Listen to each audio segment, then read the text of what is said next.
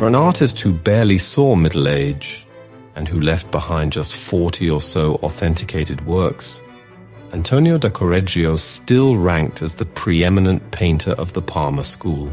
As one of the most influential painters of the High Renaissance, Correggio absorbed elements of Leonardo, Raphael, Michelangelo, and Mantegna, while still managing to create oil paintings and frescoes with a distinctive signature style.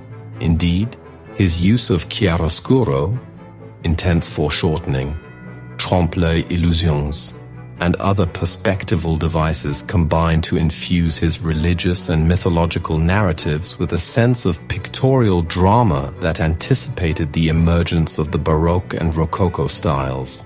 Correggio was also considered a sublime colorist who executed his highly sensuous mythological narratives with such an exquisite subtlety of touch.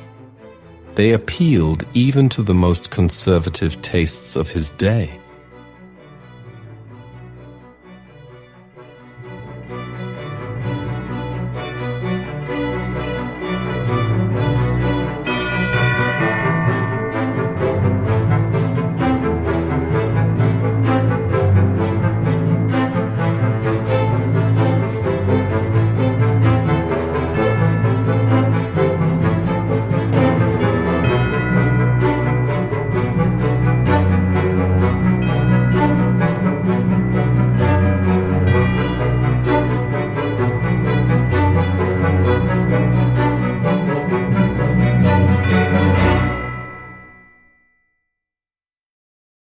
Correggio was born Antonio Allegri, but became known as Correggio, after the name of the small town of his birth. Correggio referred to colloquially simply as Reggio in northern Italy. His father's family is believed to have arrived from Florence, from where his grandfather Domenico was exiled in 1433 because of his outspoken opposition to the powerful banker and politician Cosimo de' Medici. Little else is known of Correggio's early life, but it is believed that his father, Pellegrino Allegri, was a local tradesman. Nothing at all is known of his mother. Some historians believe that Correggio was wholly self-taught, but it is highly likely that he received some artistic training from his uncle, Lorenzo Allegri, himself a painter of modest renown, but for whom there are no surviving works. There is some informed speculation that he may have also been a pupil of local painters Quirino Allegri, his cousin, and Antonio Bartolotti.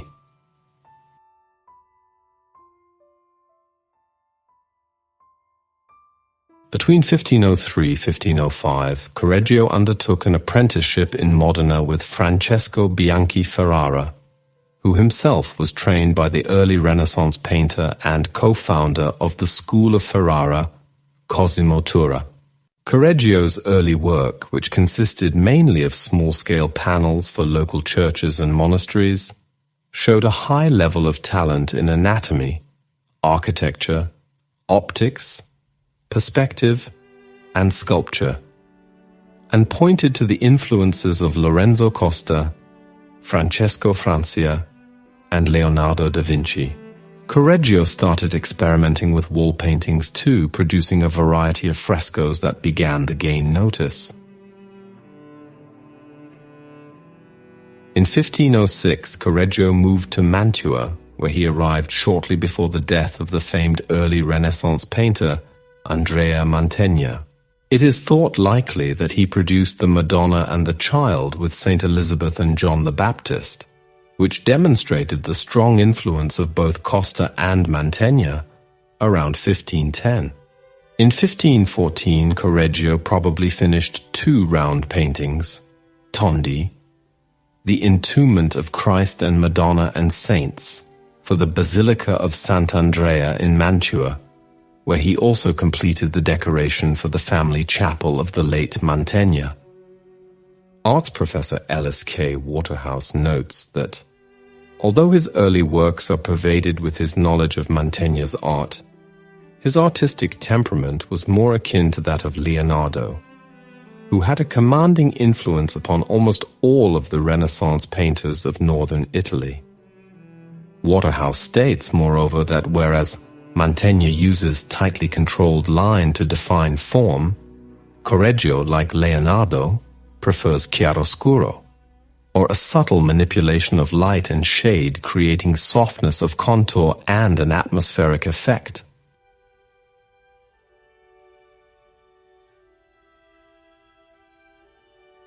In 1514, with his celebrity now in its ascendancy, Correggio returned to Reggio, where he completed an altarpiece of the Madonna of St. Francis and a small number of richly colored devotional paintings including the Nativity, Adoration of the Kings, and Christ taking leave of his mother. From 1515, Correggio divided his time between Reggio and Parma. In Parma, he met and developed a friendly relationship with Mannerist painter Michelangelo Anselmi. Although he would emerge as a great champion of the artist, the art historian Giorgio Vasari considered it a great shame that Correggio did take his talents to Rome. If he had, said Vasari, he would have wrought miracles and would have brought the sweat to the brow of many who were held to be great men in his time. It is known, however, that Correggio did visit Rome between 1518 to 19, where he would have studied works by Raphael and Michelangelo. It is also thought he drew inspiration from a visit to the lost Vatican chapel of the Belvedere di Mantegna. Scholars surmise, too, that given his affinity with Leonardo, Correggio must have visited Milan around the same time.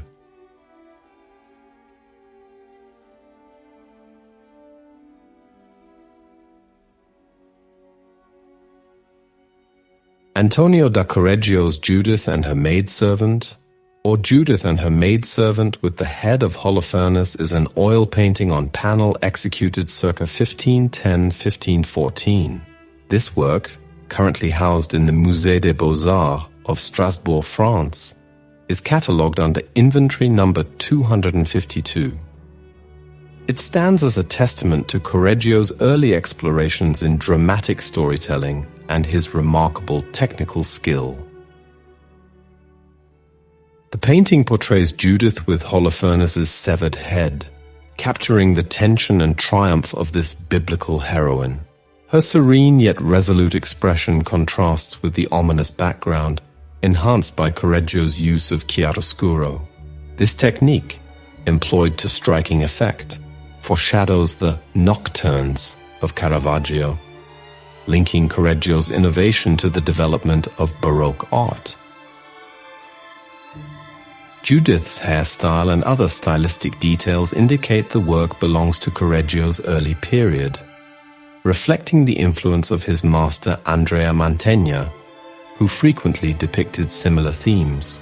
The soft naturalistic transitions of light and shadow in Judith and her maidservant also echo Leonardo da Vinci's sfumato technique, underscoring Correggio's Renaissance roots while hinting at his future contributions to the dramatic intensity of later art movements. The painting's historical trajectory is intriguing. Its first definitive appearance in records dates to 1892, when Wilhelm von Bode acquired it for the Musée des Beaux-Arts. Soon after, it was attributed to Correggio. Earlier mentions in a 1627 Gonzaga inventory describe a half-length Judith in mock night, possibly referring to this work. Additionally, references to a Correggio Herodias may also indicate misidentifications of this Judith painting, suggesting its long-standing significance and allure. By situating this piece within Correggio's artistic development and its historical context, we recognize its pivotal role in bridging the stylistic transition from the high Renaissance to the dramatic, emotion-filled Baroque era. This masterpiece not only celebrates Judith's moral courage, but also highlights Correggio's innovative use of light and shadow, which continues to captivate audiences centuries later.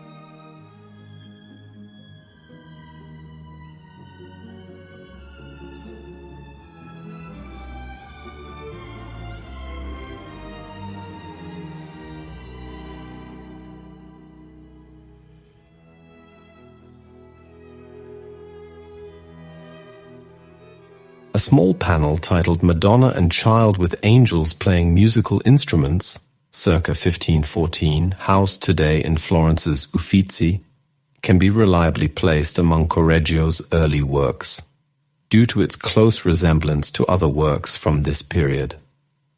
The painting presents an intimate scene, bathed in an ethereal golden range of hues. The Christ child leans forward, clearly interacting with his angelic tutor, a look of rapt intelligence on his young face. The Madonna looks down at her son in quiet reflection, giving solemnity to the scene. She is adorned with a transparent veil knotted over her breast, which is delineated in fine detail. Mary's hands appear to softly touch the Christ child, and the posture is echoed by the angel to the left, reinforcing an impression of security and love. The chiaroscuro, the dramatic contrast of light and dark, which would become such a telling feature of the artist's overall style, is softened by the backlight of the composition's distinctive golden background. The entire scene is framed by a large gathering of clouds, from which Christ's angelic music teachers are emerging. The colors employed by the artist are deep, yet muted, while the figures occupy more three-dimensional space than customarily found in contemporary paintings of similar subjects. Up until the end of the 19th century, the panel was ascribed to Titian due to the characteristic Venetian luminosity found in other known paintings by Correggio. On the back of the panel, there is a 16th century monogram from the Grand Ducal Gallery in Florence, showing the identification number of 2543, which does not feature in any of the lists of the gallery's holdings at that time. Once more, any attempt in deciphering this early work of Correggio is fraught with uncertainty. Although the painting has not been traced in any 17th century inventories, it was most likely one of the works taken to Düsseldorf by Anna Maria Luisa de' Medici in 1691 on her marriage to John William, Elector Palatine, and which, following John William's death in 1717, was brought back to Florence.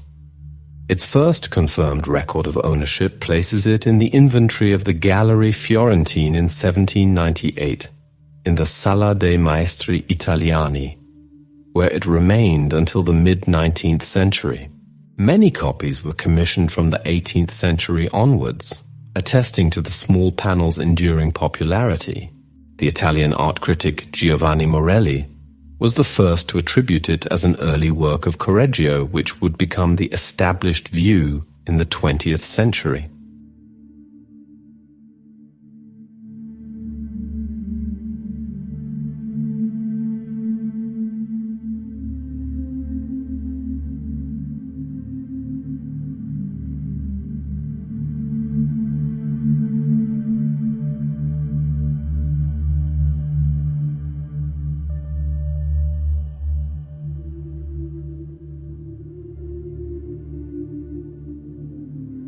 The first painting by Correggio of which we have a documentary record and authentic date is the Madonna with St. Francis, revealing the influence of Mantegna in its enthroned representation of the Virgin.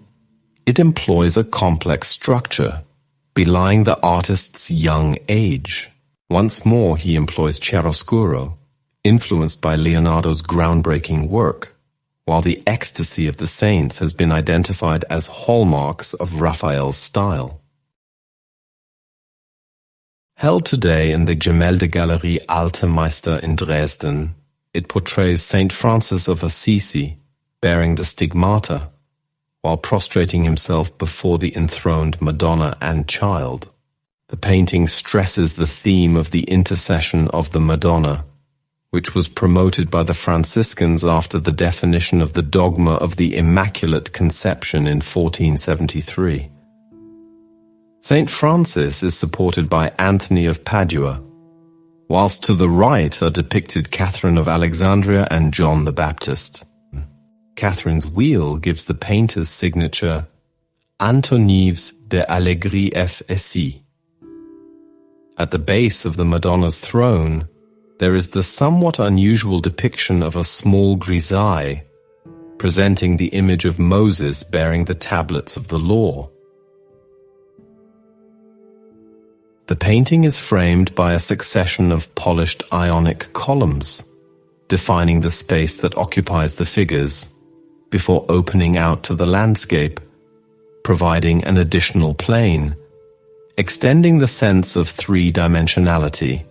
The translucent flight of putti above the enthroned Virgin signalizes the influence of Lorenzo Costa, a Ferrarese painter that worked in Bologna before succeeding Mantegna as the principal painter at the Gonzaga court at Mantua. Costa produced a number of ambitious altarpieces and was also a gifted portrait painter. Correggio's Madonna with St. Francis, however, reveals a new and more modern approach to an altarpiece. The complicated structure and variety of interactions between the figures demonstrates an engrossing language employed by the artist. There is a hint of the modernity that would characterize Correggio's mature style. St. John the Baptist gazes directly out at the viewer. His hand pointing towards the Virgin stresses the importance of painting's central figures.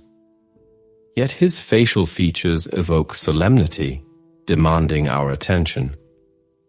Meanwhile, the figure of Anthony of Padua, leaning back to the right, as his eyes are hidden in shade, adds a more ominous impression to the altarpiece. A strange smile lingers on his lips.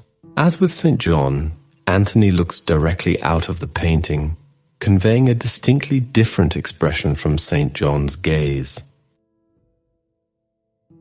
The contract for this painting was signed by Correggio on 30th August 1514, accompanied with the consent of his still unmarried father and of Girolamo Catania, the guardian of the Franciscan convent in the town of Correggio.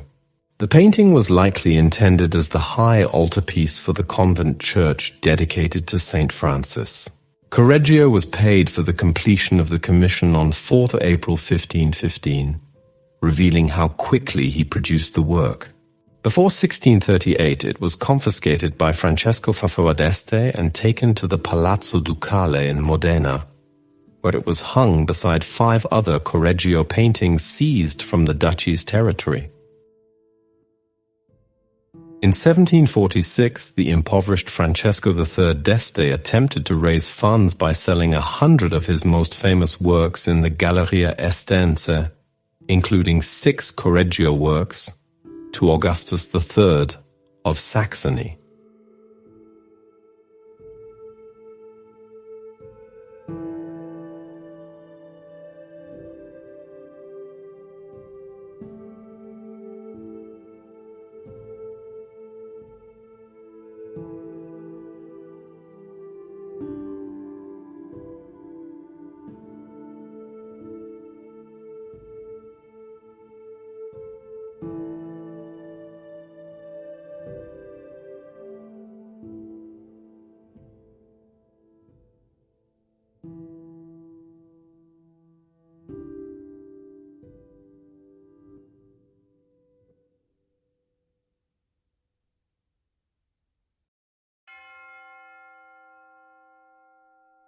Antonio da Correggio's The Mystic Marriage of St. Catherine, or Mystic Marriage of St. Catherine with Saints, is an oil painting on canvas executed circa 1510-1511, now part of the collection at the National Gallery of Art, Washington, D.C. This early work demonstrates Correggio's evolving mastery of composition, light, and emotional resonance, firmly establishing him as a pivotal figure in Renaissance art. The central group of the painting is a Materza, a traditional composition featuring the Virgin Mary and Christ Child alongside St. Anne. St. Catherine of Alexandria kneels in reverence before them, receiving a ring from the Christ Child in a symbolic spiritual union. The presence of Saints Francis of Assisi and Dominic on either side further enriches the narrative, linking the scene to themes of piety and devotion.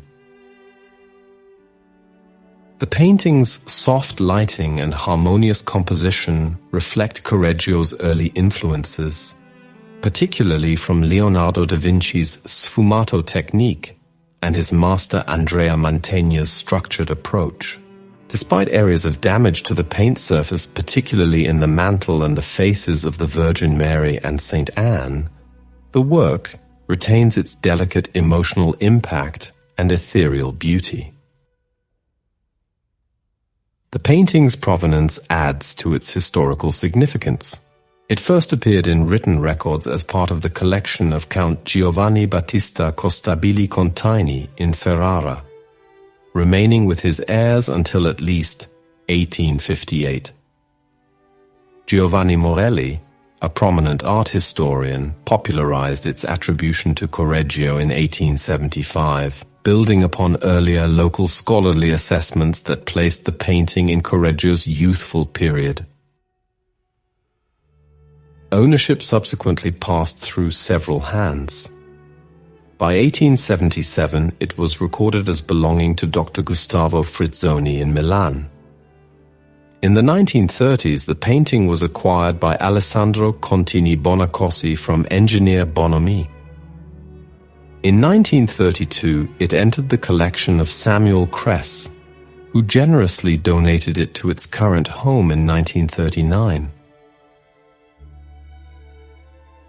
This painting not only showcases Correggio's early artistic development, but also serves as a testament to his ability to evoke profound spiritual intimacy. Through its luminous composition and delicate interplay of figures, the mystic marriage of Saint Catherine remains a masterpiece of Renaissance art, reflecting the fusion of personal devotion and universal themes.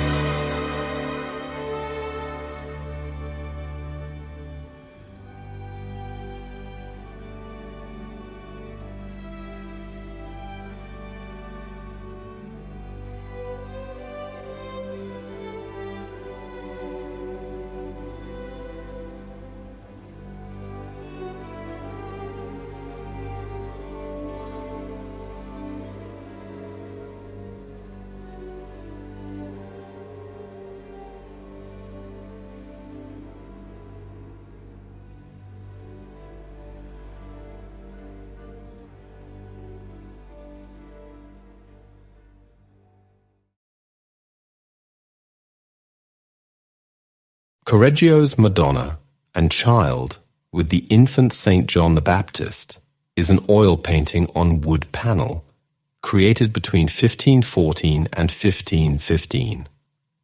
Measuring 45 by 35.5 centimetre, this intimate work is housed in the National Gallery of Victoria, Melbourne. It exemplifies Correggio's early exploration of tenderness and familial connection in religious art. The painting features the Virgin Mary, the Christ child, and the infant John the Baptist in a serene and intimate setting. The Virgin gently cradles the Christ child, her gaze filled with maternal devotion. John the Baptist, depicted with youthful innocence, gestures in a manner that emphasizes his future role as Christ's forerunner. The interaction between the figures conveys a harmonious balance of human affection and spiritual significance. Correggio's use of soft, diffused lighting enhances the sense of intimacy and realism. His mastery of sfumato is evident in the delicate transitions of light and shadow, which give the figures a lifelike presence. The subdued yet warm color palette further underscores the tranquility of the scene, inviting quiet contemplation. This painting also reveals the artist's study of Leonardo da Vinci's techniques and reflects his connection to the traditions of his master, Andrea Mantegna. However, Correggio's unique ability to infuse his compositions with emotional depth and a sense of movement distinguishes his work, pointing toward his later contributions to the high Renaissance and early Baroque styles. The small size of the panel suggests it was likely intended for private devotion, allowing viewers to engage personally with the holy figures. Through this intimate depiction, Correggio succeeds in making the divine approachable, presenting the Holy Family not as distant icons but as tender, relatable figures. Madonna and Child with the Infant. Saint John the Baptist stands as a testament to Correggio's skill in blending technical precision with emotional resonance, offering a glimpse into his artistic growth and his enduring legacy in religious art.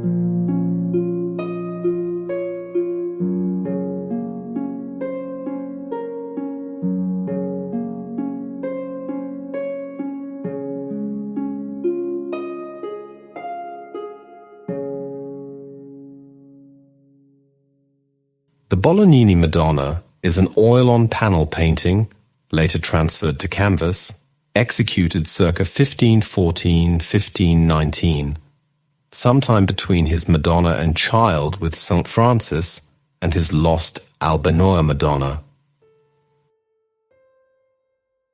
In 1865, the painting was left by Gian Giacomo Attendolo Bolognini, for whom the painting is now named, to the Pinacoteca del Castello Sforzesco in Milan, where it now hangs. In the painting, a room with a pilaster decorated by candelabras in low relief opens onto a distant river landscape, far behind the portrait subject.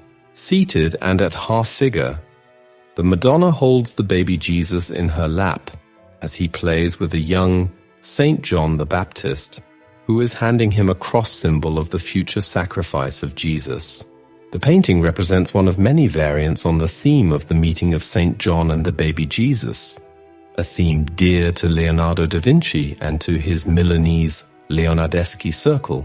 The painting, in fact, is an example of the Leonardic influence on the young Correggio, both in the physical depiction of the Madonna and in the landscape and the use of sfumato.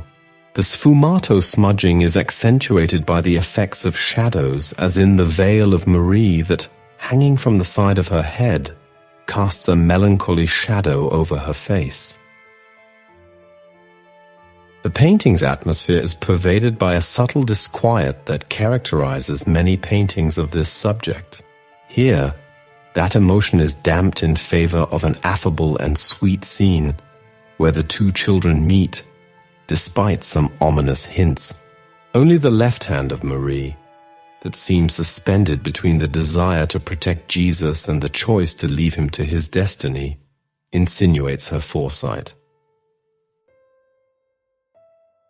The net of light that illuminates the low-relief contrast with the humid and vaporous landscape demonstrates the inspirations of the young Correggio.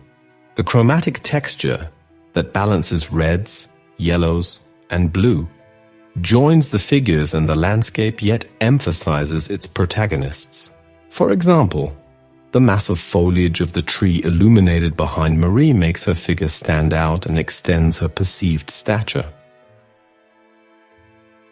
Given that the work was transferred from a panel to canvas, the colors were certainly once more vivid, as in the impression that the painting is a little out of focus. It is more likely due to the result of that intervention than a stylistic choice.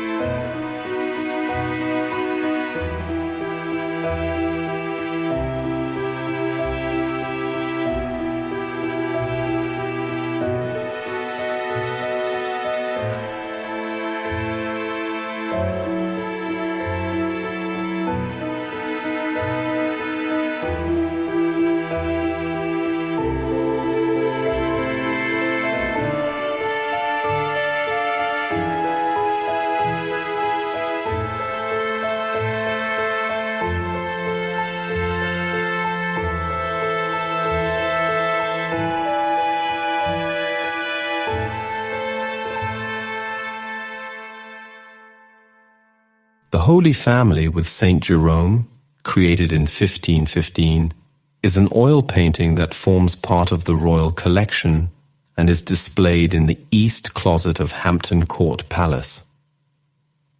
This work demonstrates Correggio's evolving style, blending Renaissance ideals with his unique approach to light, composition, and emotional expression. The painting centers on the Virgin Mary, who holds the Christ child with tender affection. Saint Joseph is depicted in the background, providing a quiet, protective presence. Saint Jerome, an essential figure in Christian tradition for his translation of the Bible into Latin, appears in the foreground, gesturing toward the infant Christ with reverence. This dynamic yet balanced grouping emphasizes the interplay between familial intimacy and spiritual devotion. Correggio's mastery of chiaroscuro is evident in the soft modeling of the figures and the luminous transitions between light and shadow. The interplay of light focuses attention on the Christ child and Saint Jerome's gesture, guiding the viewer's gaze through the composition. The warm color palette and intricate details, such as the folds of the garments and the textures of the figures' features, enhance the painting's naturalism and emotional depth. The inclusion of Saint Jerome adds a contemplative layer to the work, linking the personal devotion of the Holy Family to the intellectual and spiritual pursuits of the Church. This integration of theological significance and human tenderness is a hallmark of Correggio's style. The painting's residence in the royal collection highlights its historical value and enduring appeal. While the specific details of its early provenance remain unclear, its inclusion in such a prestigious collection underscores Correggio's reputation as a master of Renaissance art. Through the Holy Family with Saint Jerome, Correggio offers a deeply moving depiction of sacred themes, showcasing his ability to harmonize technical excellence with emotional resonance. This work stands as a testament to his contribution to the development of Renaissance and early Baroque art.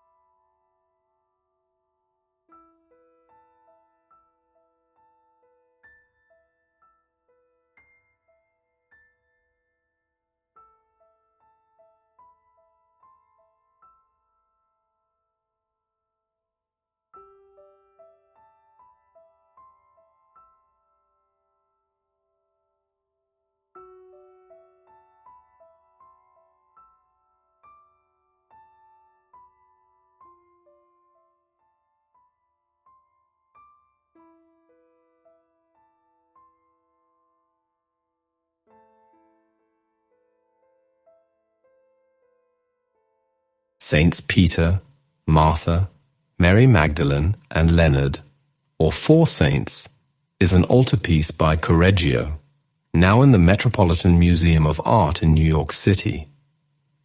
He depicted Saint Peter, Saint Martha, Mary Magdalene, and Leonard of Noblac. Correggio carefully studied how to vary poses, gestures, and looks, with two of the figures looking downwards, Peter and Martha, one looking up, Leonard, and one towards the viewer, Mary Magdalene. The slight smile of Mary also draws on the style of Leonardo da Vinci, most notably in the Mona Lisa. Stylistically, it can be placed in the years before 1517, preceding the maturer Madonna and Child with St. Francis. Parallels with Raphael's The Ecstasy of St. Cecilia, which arrived in Bologna in 1514-15, should also be considered with caution. The simple and compact composition instead has precedence in other local artists such as Saints Roch, Anthony Abbott and Lucy by Cima da Conegliano, which was already in Parma and belongs to an artistic tradition more familiar to Correggio.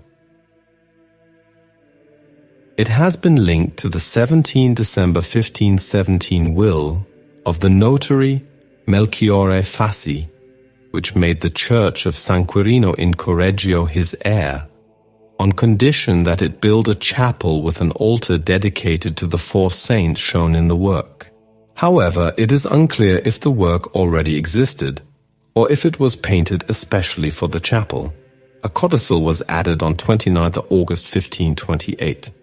Changing the heir to the church of San Domenico in the same town with the same condition. On 1st April 1538, he added a third and final codicil switching the church of that of Santa Maria della Misericordia, where he also wished to be buried, and where he already possessed a chapel dedicated to Saint Martha, which had an altarpiece at the time he first wrote his will. It is unclear if Correggio painted the work after the first will of 1517 or, as is more probable, before it.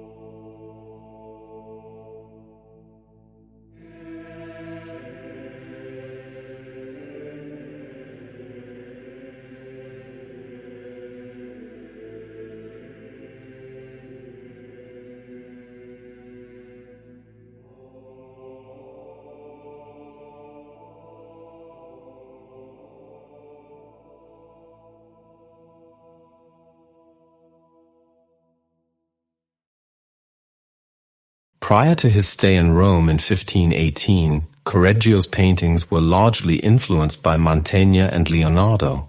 The latter artist's use of chiaroscuro can be detected in the following plate: Madonna and Child with the young Saint John, which was painted in Parma between 1515 and 1517.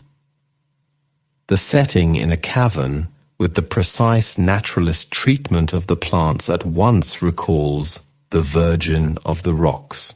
Also, Leonardo's use of sfumato, the technique of allowing tones and colors to shade gradually into one another, producing softened outlines or hazy forms, is emulated in Mary's face, as the shadows gradually thin out from the right to the left. However, the Virgin's classical appearance, particularly in the detailing of the sandals, comes from Mantegna.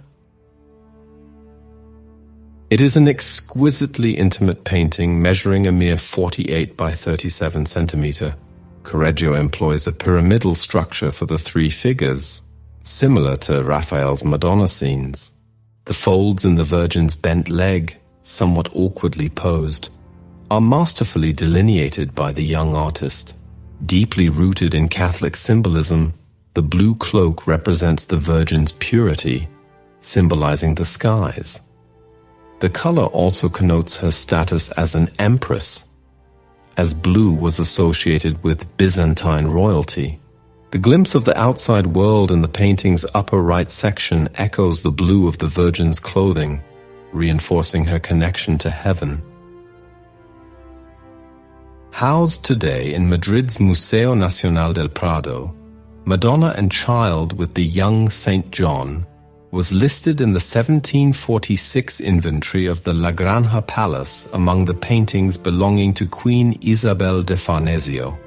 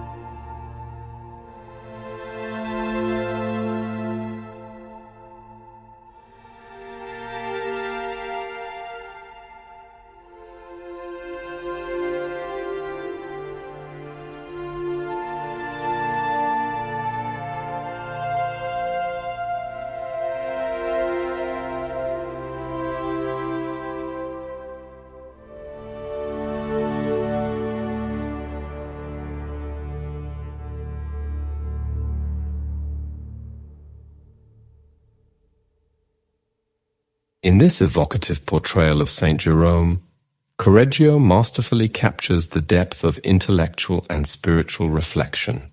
The saint sits in a moment of solemn contemplation, his figure occupying the center of the composition.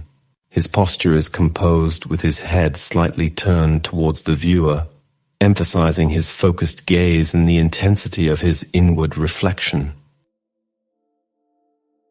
Saint Jerome's left hand rests gently on an open book, symbolizing his monumental work of translating the Bible into Latin. This gesture of touch suggests his ongoing engagement with the sacred text, an act of deep intellectual devotion. His right hand is slightly raised, with his fingers poised in a delicate gesture as though caught in the midst of thought or prayer. This subtle movement directs our attention to his face, where his expression conveys a mixture of resolve and reflection, an intellectual engaged with the divine. Behind Jerome, the background recedes into a dark, shadowed space, drawing even more focus to the saint's figure. The muted tones of the surrounding space enhance the contemplative nature of the work, emphasizing the saint's solitary devotion. The chiaroscuro, the contrast between light and dark, is expertly rendered, casting Jerome's face and hands in a soft, illuminated glow. The play of light and shadow invites the viewer to linger on the saint's expressions, subtly reinforcing the theme of divine illumination and inner clarity. Jerome's red robe, traditionally associated with his cardinal status, adds a layer of symbolic authority to the figure. Though Jerome was not a cardinal, This attire links him to the ecclesiastical authority that his scholarly and religious contributions embody. Correggio's delicate rendering of Jerome's features combined with the soft transitions between light and shadow reflects the artist's skill in using light to define form and create a sense of depth. The result is a powerful, intimate portrayal of a man in profound spiritual and intellectual reflection, a moment that speaks to the heart of both the scholar and the saint.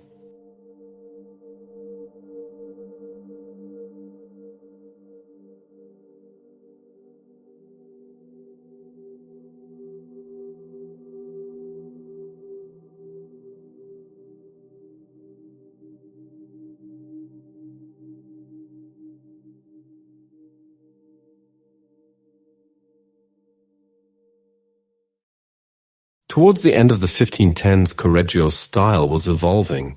His palette gradually lightened, shifting toward rosaceous hues with delicately changing tones. Now his figures are much fuller in shape, structured as rounded forms. His scenes are losing the motionlessness and orchestrated approach of his earlier works, embracing a more natural quality, noted for its soft luster. This new approach is evident in the Adoration of the Magi, circa 1518, exhibited today in Milan's Pinacoteca di Brera. A large group of figures is tightly organized in the composition, giving the graceful impression of fluid motion. The reverent gestures of the Magi imitate the movements of dancers, conveying a graceful atmosphere. The plain, mute landscape contrasts with the complex shift of figures in the foreground. In the middle section of the painting, relaxing subsidiary figures add a touch of mundanity to the biblical scene.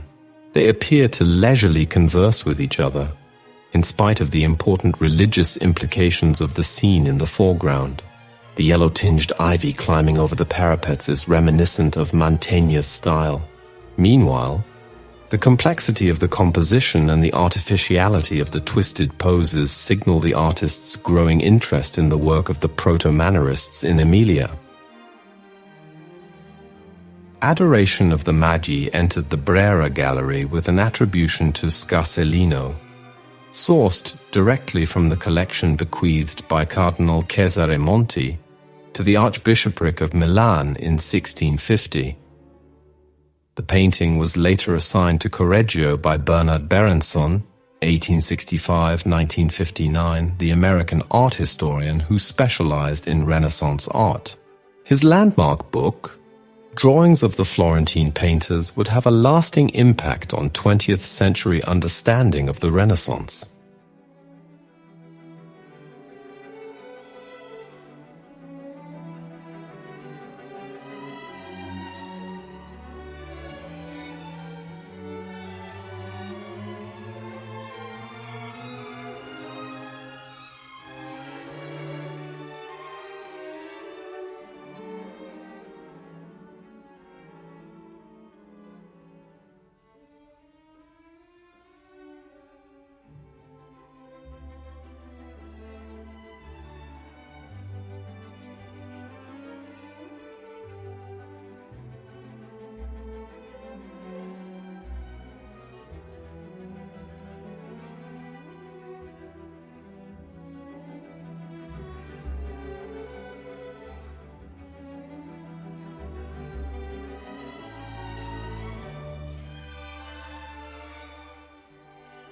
Created in circa 1519, Correggio's portrait of a gentlewoman in the Hermitage in St. Petersburg has provoked much debate among critics over the centuries. Only in more recent times has the portrait been firmly placed in Correggio's catalogue, following a long-held misattribution to Lorenzo Lotto. Though many have highlighted its similarities with Leonardo's Mona Lisa and Raphael's La Velata, no art historian has been successful yet in identifying the illustrious subject of the painting. It is a 3/4 length portrait, arranged diagonally in order to emphasize the sitter's stylish headgear of braided ribbons and her costly jewelry holding them in place. The low neckline and the fine gauze-like sleeves accentuate the femininity of the subject. The use of the costly pigment lapis lazuli, a deep blue metamorphic rock used as a semi-precious stone prized since antiquity for its intense color, in depicting the open sky signifies the wealth of the gentlewoman. The bright green laurel branches provide an appealing frame for the figure in the foreground, serving as a foil to the surrounding open countryside. The gentlewoman holds an intricate cup of nepenthe, a fictional medicine for sorrow, a drug of forgetfulness, mentioned in ancient Greek literature, bearing a Greek inscription on its inner border from Homer's Odyssey. Beneath the wide cup we can glimpse a piece of the cord, depicted in deliberate light as used by a member of the Franciscan tertiary. This feature has led some art scholars to argue that the lady is Veronica Gambara, a mistress of the town of Correggio. This would suggest, if it is true, that she is represented at the age of 32, after the recent death of her husband, Conte Gilberto da Correggio, on 26 August 1518. Although on that date records confirm that Correggio was staying in Rome, he could well have painted the portrait immediately on his return to his hometown.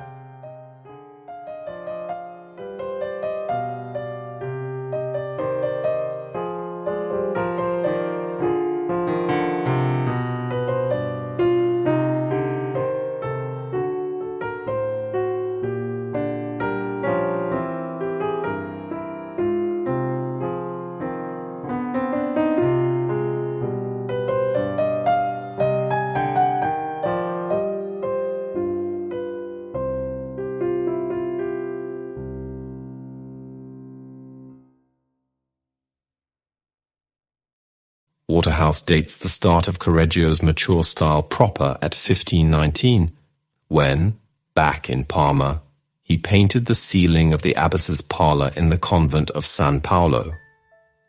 In 1519, Correggio married Girolama Francesca di Braghettis, who also hailed from Reggio. The couple had at least one son, Pomponio Allegri, who became a painter but lacked the natural talents of his father. Sadly, Girolamo passed away from unknown causes in 1529.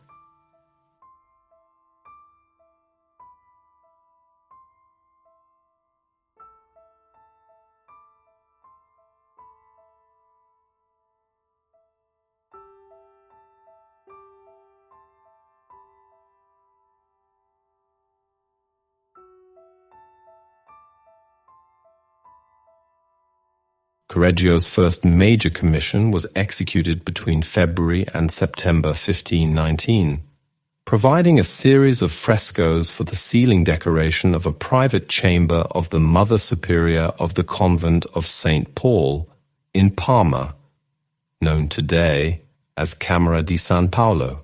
Giovanna Piacenza, in her first decade serving as the abbess, had ordered improvements and decorations in 1514 when the vault of her private apartment was decorated by Alessandro Araldi with biblical and mythological subjects.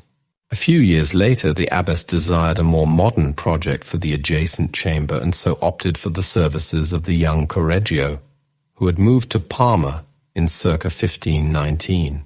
Although it is not known how the artist and Giovanna came into contact, Correggio was familiar with the Benedictine monastery of San Benedetto Po in the province of Mantua, which may have led to the commission. The chamber originally formed part of a complex of 6 rooms, including the personal apartment of the abbess. The function of the chamber in particular remains unknown. Correggio replicated a stunning arbor pierced by oculi, opening to merriment of playful cherubs. The iconography of the fresco scheme is complex, fusing images of classical marbles with whimsical, colorful bambini. Below the oculi, Correggio includes lunettes with images of statues in feigned monochromic marble. The The vault demonstrates an example of illusionistic painting, emulating the appearance of a pergola opening to the sky. The ribs of the vault are intended to resemble bamboo, while dividing vault segments into 4 zones, each corresponding to a wall. At the center of the vault is the coat of arms of the abbess, formed by 3 crescent moons in gilded stucco, around which is a series of knotted pink belts. Festoons of vegetables, one for each vault sector, end with oval openings in which, above a bright sky background, we can see groups of putti, decorated with symbols of hunting. Along the walls, trompe-l'œil lunettes portray statues inside niches with simulated lighting from below. The lower zone features a series of ram heads, likely connoting the Aries zodiac sign, the first in spring. These are connected by painted drapery, supporting objects such as plates and vases. Finally, above the chamber's fireplace, the Roman goddess Diana is presented on a chariot, transported by deer. The goddess stands as a symbol of purity and chastity, in allusion to Giovanna's personal qualities. The goddess also serves as a link the abbess's coat of arms, which display the moon. The fireplace's architrave reveals the Latin inscription Ignem gladio nefodius, do not disturb the flame with sword, stressing the assertion of the abbess' independence from the ecclesiastical authorities, who were known to dispute her handling of the convent. Correggio's work in the Camera di San Paolo indicates the influence of the Roman school, notably the Raphael rooms in the Vatican Palace, as well as Mantegna's Belvedere Chapel, which is now lost. Thus, art historians surmise that Correggio must have made a visit to Rome prior to producing these frescoes. The completion of the project in 1520 led to a period of great productivity for the painter, winning him prestigious commissions such as the domes in Parma Cathedral and San Giovanni Evangelista. Meanwhile, the Camera di San Paolo frescoes would establish for themselves an important status in illusionistic painting, influencing local artists such as Parmigianino, who went on to produce his own masterpiece in the Rocca of Fontanellato, directly inspired by Correggio's innovations. In 1524, an enclosure rule was forced on the convent, preventing male visitors from entering, and so for some 2 centuries the existence of the chamber's decoration remained unknown. In 1774, Anton Raphael Mongs, a painter and art historian, analyzed the frescoes, preparing the way for their recognition as an important example of late Renaissance painting.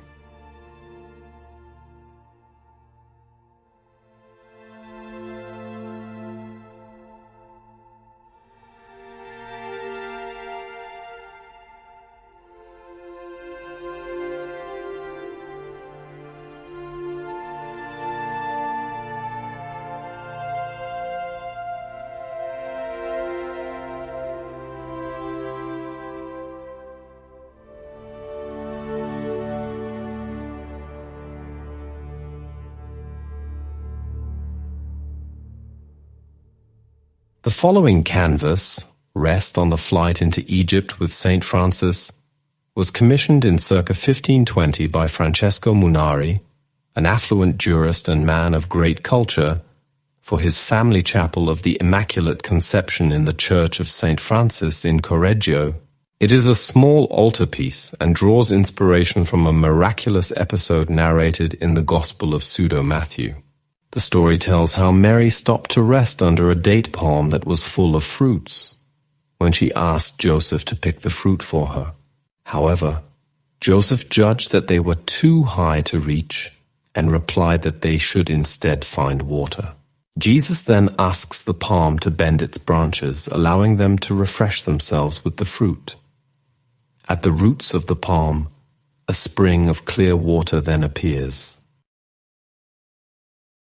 For his commission, Correggio has chosen the moment when Joseph, still holding a branch, offers Jesus the dates.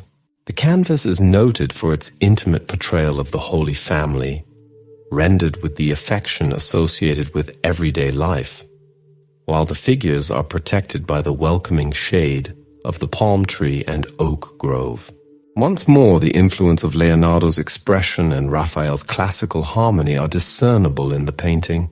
We can also infer the influence of the early Tuscan Mannerists, including Andrea del Sarto. The slanting pose of the Virgin, leaning against the palm tree, and the vigorous gesture of Joseph adopt elongated postures, in keeping with the emerging Mannerist tradition. The child stands on the Virgin's knees, holding out his hand to take the fruit. Christ's intense gaze is turned directly to the viewer, arresting our attention. Meanwhile, the mother looks to her left at St. Francis, troubled by a presentiment of the crucifixion. The saint is included in the group, though he is of course chronologically extraneous to the narrative.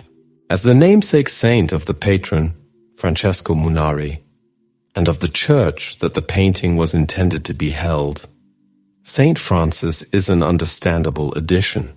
The iconographic choice of this narrative for an altarpiece is rare, and would appear to be unrelated to the Immaculate Conception, to which subject the chapel is dedicated.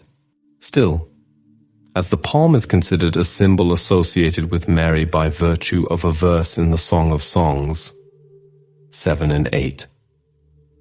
Your stature is like that of a palm tree, and your breasts like its clusters of fruit. There is a qualified link to the Virgin. Since the palm buries its roots in the purest water, it never dries up, and so provides shelter, serving as a symbol of perennial life, virginity, maternity, and thus the Immaculate Conception. Once attributed to Federico Barocci, the painting is now unanimously assigned to the hand of Correggio. It remained in the Church of St. Francis until 1638, when Duke Francesco Furfedest moved his collections to Modena and replaced it with a copy by Jean Boulanger. In 1649, the painting was acquired by Ferdinando II de' Medici in exchange for the sacrifice of Isaac by Andrea del Sarto, and was thenceforth relocated to Florence's Uffizi Gallery, forming an important highlight among the masterpieces of the Medici collections.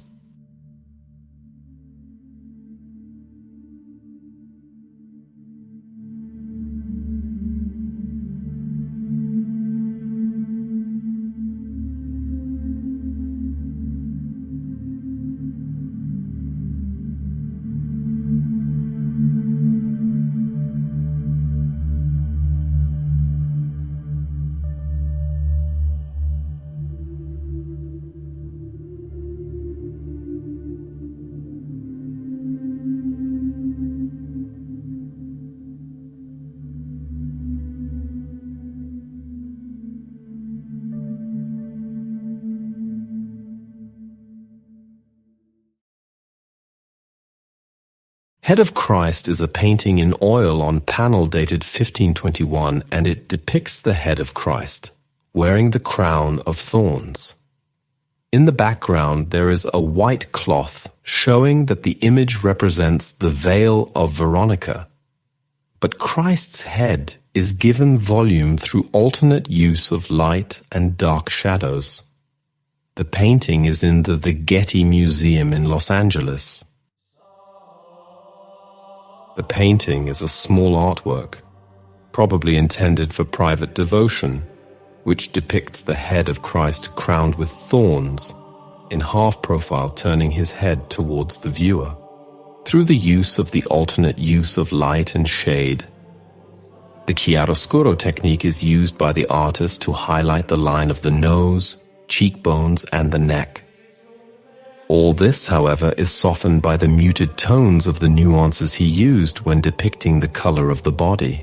The strong shadows and the sculptural treatment of the head make this one of the most distinguishable representations on the veil of Veronica. According to legend, Christ stumbled on his way to Golgotha carrying the cross. Veronica took off her own veil and wiped his face with it. Christ's features were miraculously imprinted on the veil. In the early 1520s, Correggio was particularly interested in the study of the characters of the sacred history. Christ has his lips slightly parted, as if he would like to speak to the viewer. Correggio's bold reassessment of the theme filled the face of Christ an intense pathos. He looks at the viewers as if to implore their mercy. According to art historian John Shearman, this kind of depiction is a typical example of a transitive work. It is a work that requires the emotional participation of the viewer, and that can only be completed through being in the physical presence of the image.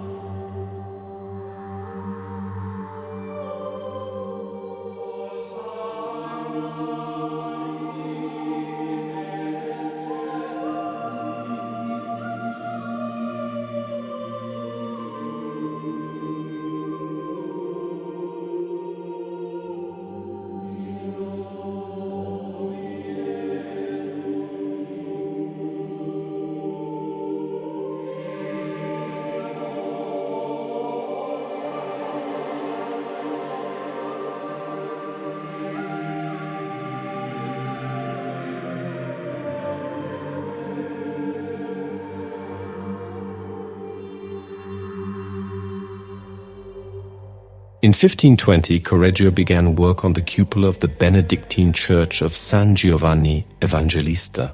The vision of St. John on Patmos, which represents a narrative from the Book of Revelations, showed the apostles in a circular arrangement around the outer edge, with clouds above and behind them, and at the center apex of the work, Christ descends from the heavens, framed by a golden sky that appears to be glowing. The fresco secured Correggio many further important commissions. Like his later masterpiece, Assumption of the Virgin, 1524-30, the swirling composition and skillful use of perspective gave the viewer the sense of being thrust upward into the heavens. Waterhouse explains how the vision of St. John on Patmos and Assumption of the Virgin anticipated the Baroque style of dramatically illusionistic ceiling painting, whereby the entire architectural surface is treated as a single pictorial unit of vast proportions, equating the dome of the church with the vault of heaven. Indeed, as art historian Esperanza Camara has pointed out, in the sacred architecture of the Roman and Byzantine empires, domes were viewed as symbols of heaven.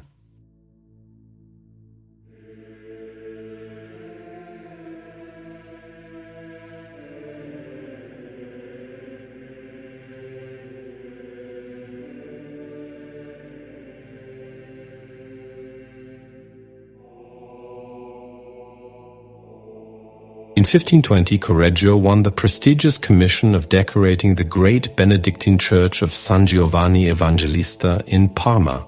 This was during an important time in the history of Parmesan painting, when the dominant style underwent a rebirth, with new figurative languages introduced by the rival painters, Correggio and Parmigianino. Now the artworks were favoring an overall lucent glow and sense of illusion, heavily influenced by the pioneering techniques in Tuscany and Umbria, in particular epitomized by the works of Perugino and the celebrated altarpieces by Raphael in Bologna depicting Saint Cecilia and the Vision of Ezekiel. Although there is no extant documentation to prove a visit to Rome, It is now generally agreed that an important visit to the city prior to 1518 was largely responsible for Correggio's evolution of style. Without doubt, Correggio must have seen Michelangelo's landmark decoration of the Sistine Chapel's ceiling, which was almost complete, as well as the Raphael rooms in the Vatican, including the famous School of Athens. These important artworks would leave a lasting impression on Correggio, as strident echoes can be observed in the San Giovanni Commission. It was finished in 1524, taking over 4 years to complete. Correggio had been commissioned to decorate the dome with its pendentives, the main chapel's apse, several candelabrum motifs in the transept over the high altar, and an impressive frieze of the nave. In the vast dome of the church, Correggio depicts large forms, similar to the muscular figures of Michelangelo, emphasized with great naturalism and an adept handling of light. As the figures gradually dissolve into backlighting, stressing the monumental forms of the apostles. Receiving light from 4 oculi, the vault is illustrated with the subject of the vision of St. John. The last of the apostles, St. John, died at Ephesus, aged over 100. It is traditionally held that at the moment of his death, Christ appeared before him, surrounded by the other apostles. The painter decorated the pendentives, the constructive device permitting the placing of a circular dome over a square room, with the 4 evangelists grouped in pairs: Matthew and the angel, Luke and the bull, Mark and the lion, and John and the eagle, as well as the 4 fathers of the church: Jerome, Ambrose, Gregory, and Augustine. The undersides of the arches introduce 8 stories from the Old Testament: Cain killing Abel, Samson pulling down the gates of Gaza, the sacrifice of Abraham, Jonah and the whale, Moses before the burning bush, Aaron with the flowering rod, Elijah on the chariot of fire, and Enoch rising to heaven. By all contemporary standards, Correggio's monumental feat was an unprecedented design for the ornamentation of a dome. The scene is a faithful rendering of John's Book of Revelation, and the figure of St. John leans from the drum of the dome. This section of the fresco was hidden to everyday people visiting the church, being visible only to the monks in the choir. At the vault's center, Correggio depicts the descent from the cross, replicating a translucent golden light, giving the viewer far below the impression that they are looking far beyond the architecture. Since there are no tangible geometrical divisions, our eye is at once drawn towards the apex of the design, acting as a magnetizing focal point on St. John and his transformation from earthly into the divine. The circular void of color surrounding the saint is framed by a circumference of clouds, peopled with the apostles seated at a banquet. Their naked torsos take on active and muscular poses, reminiscent of Michelangelo's scenes of the Old Testament. This gathering of monumental figures provides a strong foundation to the rest of the vault, emulating the base of a projecting cone shape, extending far above.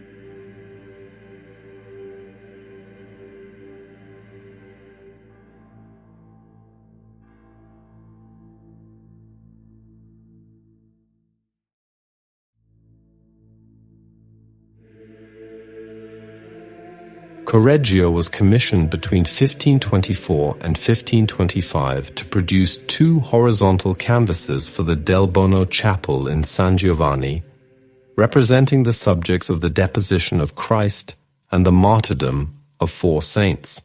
Painted as companion pieces, these compositions feature atypical figures, which seem to spill over the compositions, being restricted to the narrow confines of the chapel. Since Correggio had to compress 6 figures in each canvas into a narrow space, he made use of several techniques to complete the commission.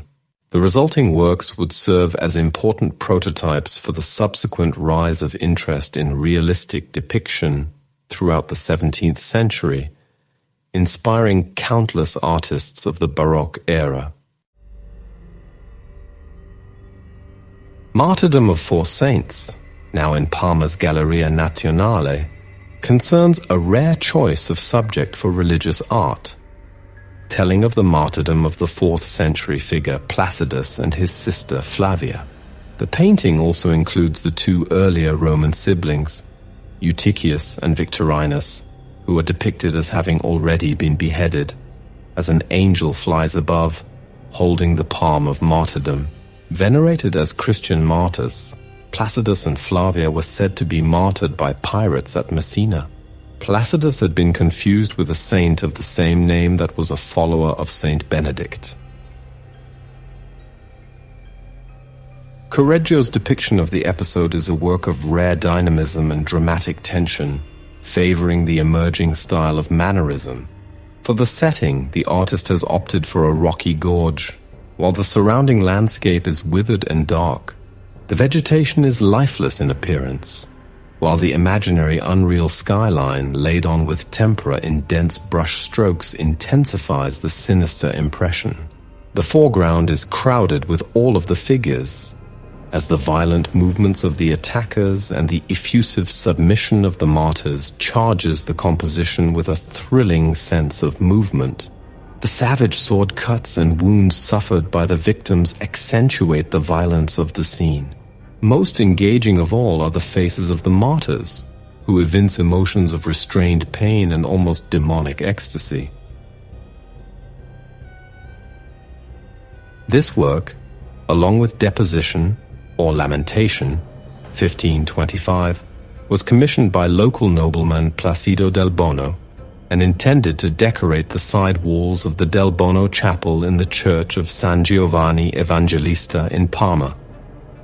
As art historian Maddalena Spagnolo notes, given the rarity of the subject, Correggio did not have a solid iconographic tradition to refer to, and this freedom, as often happens in great artists, resulted in an opportunity to set the image in an innovative and creative way.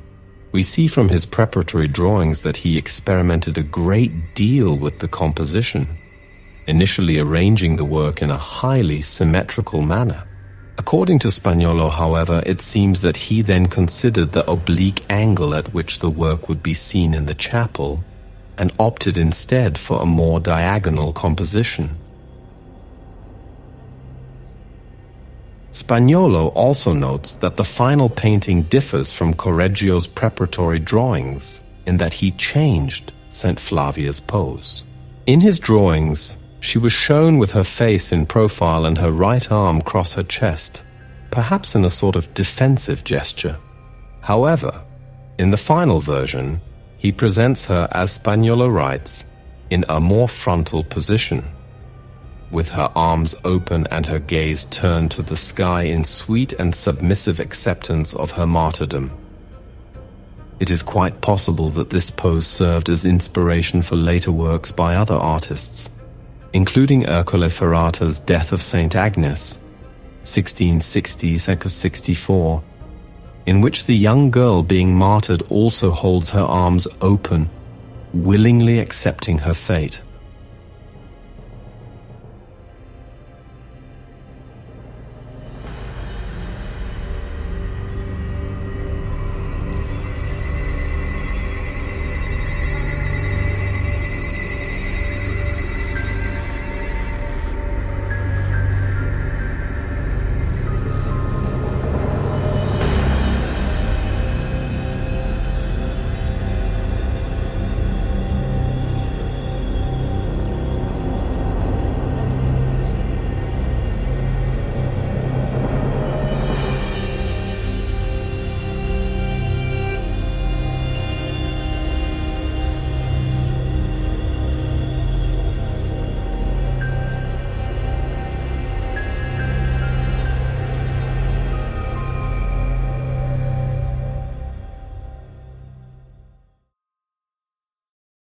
This painting shows the moment immediately after Christ has been lowered from the cross, making lamentation a more accurate title than deposition. The dead body of Christ is front and center in the composition, while behind him and to the right, we see the base of the cross and a ladder leaning against it. Descending the ladder is Nicodemus, who holds the pincers that he used to remove the nails from Christ's hands and feet in the deposition process. Christ's head rests in the lap of the grief-stricken Virgin Mary, who in turn is supported in her seated position by young Saint John. Mary Magdalene sits just behind Christ's legs at the right-hand side of the image. Like its companion work, Martyrdom of Four Saints, 1524, Correggio's deposition has a powerful luminous quality and follows a diagonal composition, indicating that the artist took into consideration the oblique angle at which it was to be viewed in its intended location. However, art historian Maddalena Spagnuolo argues that, when compared with Martyrdom of Four Saints, Correggio's deposition is in many ways more innovative, as it marks a further development in the research dedicated to the representation of the motions of the soul, which had begun to interest Correggio starting from the second decade of the 16th century, and that this work served in fact as a model for 17th century artists who were able to develop its pathos in a Baroque direction. Curator and art historian Giuseppe Adani also comments upon the powerful emotions, particularly shock and despair, conveyed through this work, and asserts that this and other works by Correggio directly influenced Italian Baroque painter Annibale Carracci.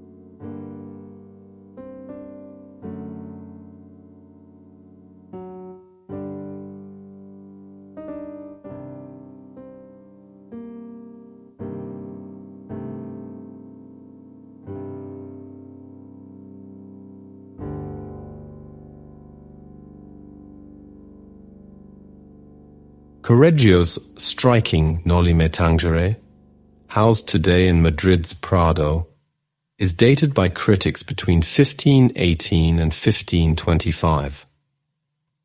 An intense and highly polished artwork, it shares similarities with the Venetian artist Titian's rendition of the subject, completed only a few years before.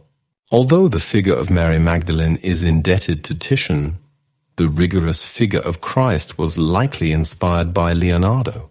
Noli me tangere, touch me not, is the Latin version of a phrase spoken according to John 20:17 by Christ at his resurrection to Mary Magdalene after she recognizes him. This biblical scene has inspired a long series of depictions in Christian art from late antiquity to the present day. In asking Mary Magdalene not to touch him, Jesus indicates that once the resurrection is accomplished, the link between human beings and his person must no longer be physical, but should instead form a bond of heart to heart. Thus, the only possible way to encounter him now is through faith. Correggio portrays the scene at the pivotal moment, when Christ is stripping away his gardener's clothing, confirming his identity, set against an idealized landscape depicted with ethereal coloring. Though apparently straightforward in composition, the painting is extraordinarily balanced. Along a vertical axis, starting from Magdalene's right foot up to Christ's left hand, the figures stand out against a dreamlike landscape, tenuously lit by the advancing dawn. Mary Magdalene wears yellow clothing, traditionally connoting a prostitute, and she appears intensely moved by the meeting. Her emotional anxiety contrasts with Christ's tranquil figure. X-rays reveal that Correggio tried 2 different positions for Mary, before settling for the final and highest position of all 3. Her dress is almost identical to Raphael's depiction of Saint Cecilia, indicating Correggio's study of this 1516 painting. In keeping with the Venetian and Ferrarese schools, Correggio's art now prefers a more fluid application of color. He employs dramatic backlighting to reinforce the gesture of Christ's hand to heaven. The technique of backlighting illuminates the subject, in this case, Christ, from the back. Therefore, the viewer and the lighting object, the tree suffused with light, face each other, with the subject positioned in between. This device creates a glowing effect on the edges of the subject, while other areas are left darker, allowing the artist to stress the areas of the painting that are of greatest importance. The backlighting of the large trunk pushes back the surrounding woodland, adding depth to the scene and emphasizing the dramatic posture of Christ. The first mention of Correggio's Noli me tangere is in the manuscript of Pietro Lamo's Graticola di Bologna, dating to circa 1560, stating it belonged to the house of the Ercolani counts. The painting was also praised by Vasari in 2 passages in his Lives of the Artists of 1568, once in Correggio's own biography and once in that of Girolamo da Carpi. Vasari declares, "The work is painted with such delicacy that it defies belief." We also know that it was seen in Bologna at the end of the 16th century by the Cardinal Pietro Aldobrandini, who paid a very high price to purchase the canvas. It was later purchased by Ludovico Ludovisi before entering the collection of Prince Niccolo Ludovisi. Scarcely 10 years later, when in great need of political help, Niccolo decided to curry favor with Philip IV of Spain by giving him the best works from his collection. And so, the Noli me tangere left Rome in the late 1630s after a copy had been made. Following a brief stop in the Kingdom of Naples, the canvas reached Madrid by the end of 1643 and was housed in El Escorial, the historical residence of the King of Spain, before entering the Museo del Prado in 1839, almost 200 years later.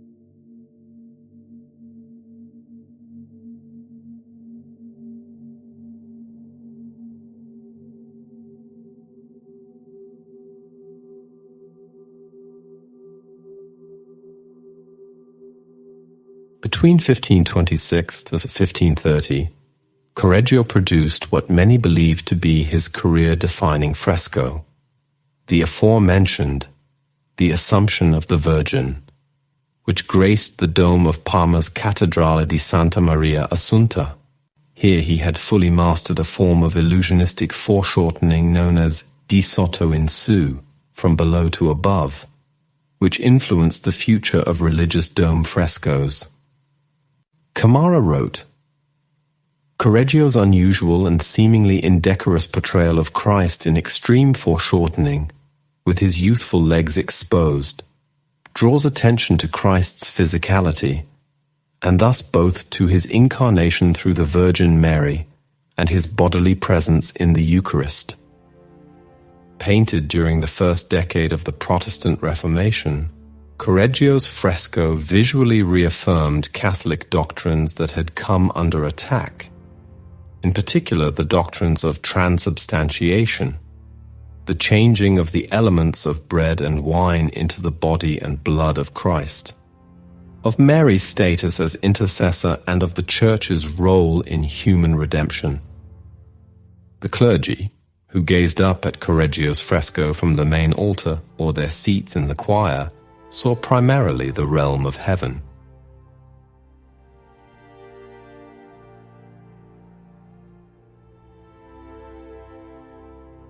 In 1522, Correggio won the major commission of decorating the dome of the Parma Cathedral with frescoes on the subject of the Assumption of the Virgin. The artist's fee is recorded as 1,100 gold scudia, and the Board of Trustees agreed to provide him with ready-made scaffolds. It would take 8 years before he would complete the commission in 1530.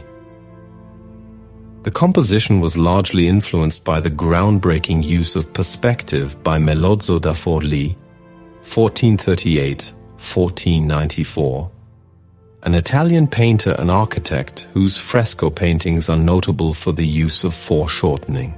The most important member of the Forlì painting school, Melozzo is known for producing fine and dignified figures, and his revolutionary use of perspective would have a lasting impact on the painters of the High Renaissance. The prestigious commission included the decoration of the dome base, representing the 4 protector saints of Parma: Saint John the Baptist with the Lamb, Saint Hilary with a yellow mantle, Saint Thomas with an angel carrying the martyrdom palm leaf, and Saint Bernard. The cathedral's dome itself is set on an octagonal drum, which would portray the central focus of the subject. A Catholic doctrine popular in Renaissance art, the Assumption of Mary held that the body of the Virgin Mary was assumed or moved physically into heaven at the end of her earthly life. Most Catholics believed that this took place 3 days after her death.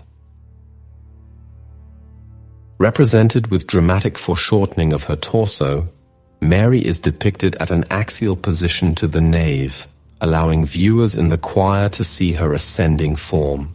Above the marble sections, we are presented with the colossal figures of the standing apostles, portrayed as though they are in the process of climbing up to the tomb of the Virgin, which is symbolized by the Church itself, creating a divide between heaven and earth. On a balcony behind the apostles, there are 8 evenly spaced oculi, permitting daylight to bathe the scene with a majestic natural light.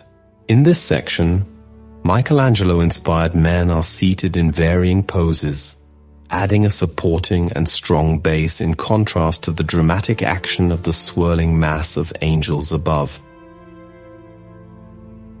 The following section of sky teems with a host of angels playing musical instruments while performing frenzied acts of dance and worship. The scene exudes light and action, inspiring the viewer far below with a sense of unbridled celebration.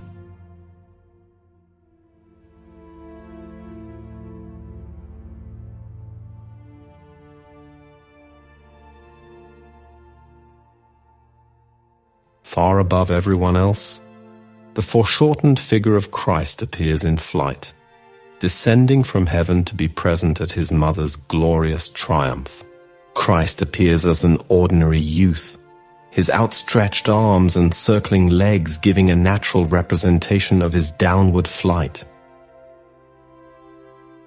The fresco has been universally celebrated for its illusion of perspective. It confirms a move away from austere classicism and the muscular forms of Michelangelo, preferring instead an approach to naturalism. The airy atmosphere of the vault's decoration is free from all geometrical markings, encouraging a sense of endless space up to the heavens. Since the entire architectural surface is treated as a single pictorial unit of vast proportions, the cathedral's dome is equated with the vault of heaven. Art historians have drawn attention to how Correggio demonstrates no desire to narrate a story, which would call for divisions of scenes in the fresco decorations. Instead, he portrays the single event of the Virgin's Assumption, the dramatic moment of her ascent, anticipating the direction of Baroque art when intense action would take center stage in compositions. The Parma Cathedral frescoes would win acclaim from esteemed artists. Annibale Carracci expressed great admiration, describing the work as a sublime machine. The great Titian, while passing through Parma in the retinue of Charles V, is reported to have silenced the canon's criticisms of the frescoes with the celebrated riposte: "Turn the dome upside down and fill it with gold, for that is its price."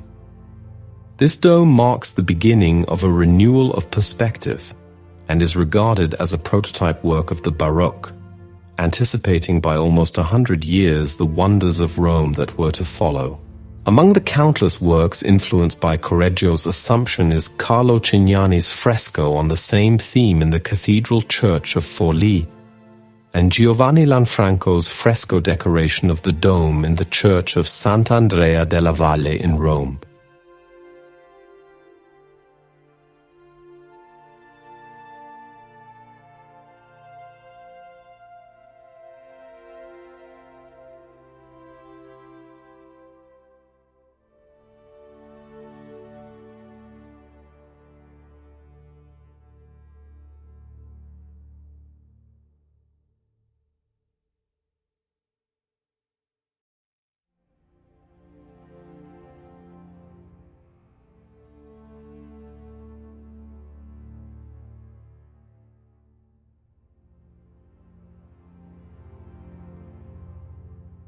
Waterhouse remarked, meanwhile, that the remainder of Correggio's important works, though difficult to date with any certainty, fell into three categories: the great altarpieces and a few other large religious compositions, exquisite small works of private devotion, and a handful of mythological subjects of a lyrically sensuous character. Waterhouse adds that many of the altarpieces became so well known that they acquired nicknames. The Adoration of the Shepherds, c. after 1530, is called Night, La Notte, and the Madonna of St. Jerome is popularly known as Day, Il Giorno. The late altarpieces are generally characterized by an intimate and domestic mood sustained between idealized figures. This intimate and homely poetry also distinguishes the small devotional works, such as the Madonna of the Basket and the Virgin adoring the child Jesus, while the mystic marriage of St. Catherine is a visual essay in the mid-16th century aesthetic of ideal feminine beauty.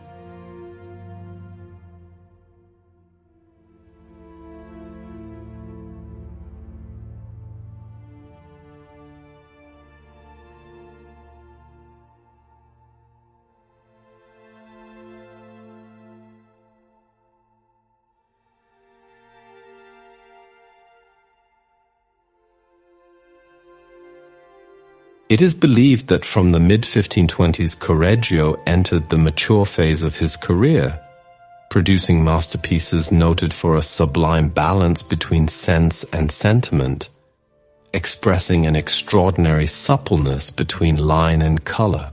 A chief exponent of this period is Correggio's Adoration of the Christ Child, held in the Uffizi, which was donated by the Duke of Modena in 1617 to Cosimo II de' Medici, who in turn positioned the painting in a celebrated tribune. Once again, there are references to Raphael in the depiction of the Virgin, who is kneeling in a solitary hut, beholding the splendor of her newborn son. Light radiates from the child and his mother with a particular emphasis on her exquisitely defined hands, revealing the painter's dexterity. The beautiful landscape in the background provides backlight for the ruins of the surrounding architecture, causing the column's huge form to project out of the painting. Three-dimensionality is achieved through the depiction of several layers of steps, adding depth to the central section, allowing the actions of mother and child to be conveyed in a naturally defined space. Mary is entirely absorbed in the beauty of the child lying on the straw on top of her mantle's hem, which indicates a gesture of tender protection. The intricate folds of the drapery and the chiaroscuro of light flooding from the left to the right over the fabric heighten the graceful theme of maternal love. The Virgin's expressive gesture is characteristic of the artist's later style, adopting a sentimental and devotional approach, which would be later admired and emulated by the Baroque artists.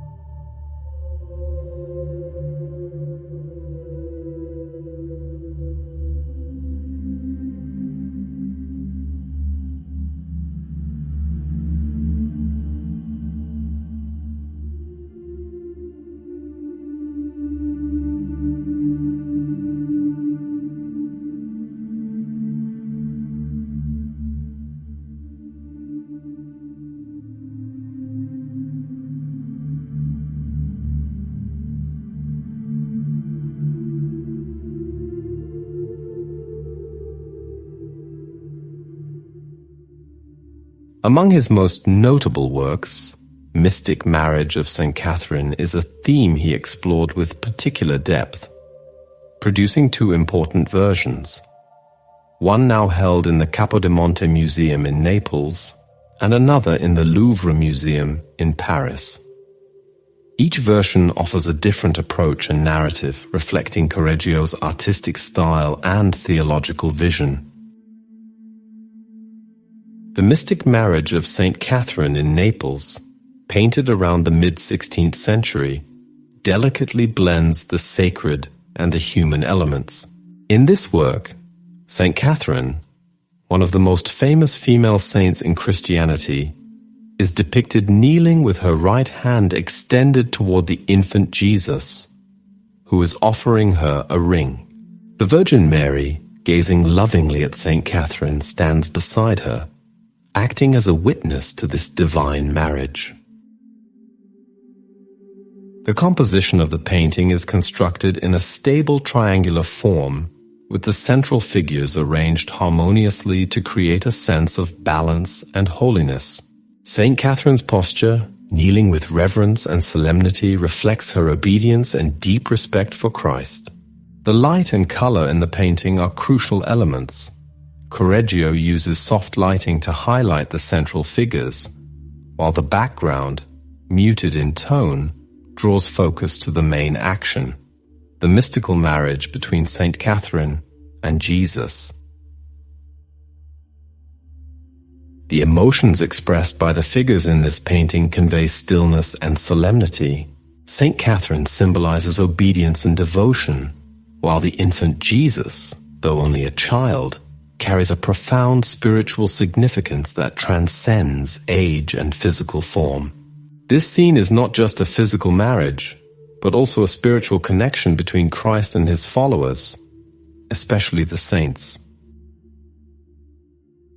The Mystic Marriage of St. Catherine of Alexandria with St. Sebastian in the Louvre is a more elaborate version of the work, featuring more figures and additional elements that deepen the narrative. In this painting, St. Catherine of Alexandria remains the central figure, but she is surrounded by a more dynamic setting. A key difference from the Naples version is the presence of another Saint Sebastian. Saint Sebastian in this version is a notable figure not only for being a famous martyr but also for his heroic appearance. His muscular body, illuminated by strong light, emphasizes his noble character. The inclusion of Saint Sebastian in the painting is not incidental. He is a symbol of unwavering faith and spiritual strength, bridging the gap between life and death, the earthly and the divine. His presence adds further depth to the spiritual dimension of the work, acting as a symbol of the connection between saints in the heavenly realm. The composition of the Paris version is more complex than the Naples version. The figures are arranged in a way that creates a sense of depth, not only spatially but also spiritually. Saint Catherine and the infant Jesus remain central, but light and color are skillfully used to highlight Saint Sebastian, creating a contrast between the figures. The background of the painting is also different from the Naples version. It is more intricate, with expansive clouds and light streaming through, evoking a sense of a vast, divine universe where saints and the divine interact. Another intriguing aspect of the Paris version is Correggio's use of light and shadow. While the background is painted in a more elaborate and dynamic manner, the light focuses on the central figures, particularly Saint Catherine and the infant Jesus, creating a strong contrast. This light not only highlights the figures but also conveys a deeper message about salvation and sanctification, where the light of God illuminates the faithful. In addition, the background in the Paris version contains a significant detail. Behind the Virgin Mary there is a depiction of Saint Sebastian's martyrdom. He is shown bound and pierced with arrows, a powerful image of sacrifice and steadfast faith. This addition enhances the spiritual depth of the painting, highlighting the themes of sacrifice and the unwavering commitment of the saints. The juxtaposition of life and death in this scene further strengthens the divine nature of the painting, illustrating the saints' connection in the realm of salvation. Both versions of Mystic Marriage of Saint Catherine by Correggio, despite their distinct differences in approach and composition, convey the theological theme of the connection between humanity and the divine.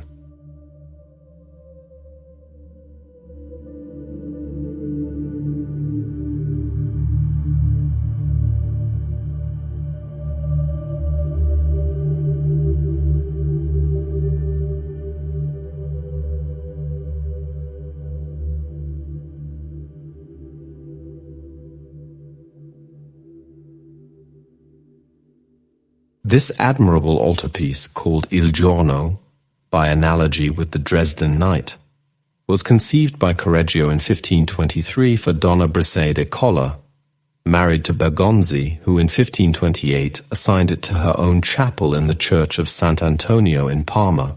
In 1764, the Duke Don Filippo bought it for the court, but in 1796, during the Napoleonic government, it was brought to Paris. Returning to Parma in 1816, she was placed by Paolo Toschi, director of the Academy, in the rooms of the Rocchetta of the gallery with a design project that gave worthy space to Correggio's masterpieces. Allegri conceives this sacred conversation by renewing the traditional icon of the Virgin enthroned, eliminating architectures to place the figures in a naturalistic scenario, where the Madonna is seated on a humble grassy boulder and a red curtain, diagonally, acts as a canopy. It is a domestic, intimate scene, integrally inserted in a landscape, where the characters communicate by intertwining gestures and looks, and the child, is its fulcrum. On the left saint, Jerome with the attributes that characterize him in his double robe. On one side, the old hermit with a gaunt and neglected body, with an unkempt beard and long nails, accompanied by the legendary lion from which he removed a thorn from his paw.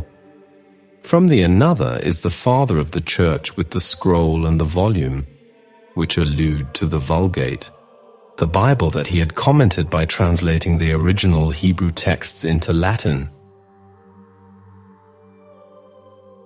On the left, Mary Magdalene, the sinner, kneels before Jesus, turning her gaze towards him, an allusion to the tears with which she washed his feet in Simon's house, while she lets herself be caressed in her long, loose hair, a clear reference to her being a prostitute. Behind her, the mischievous figure of the child holding the jar of perfumed oils in his hands is San Giovannino, precursor of the coming of Christ. The landscape is reminiscent of Lombard and Leonardesque views, with the gentle decline of the horizon on blue-gray tones, a natural space where, albeit at a distance, the laborious work of the fields is depicted among temples with a classical flavor, while in the distance you can glimpse a mountain, perhaps the Pietra di Bismantova. Allegri in this painting reveals his maturity and his brilliant autonomy, which also reveals Leonardo's and Raphael's knowledge of painting.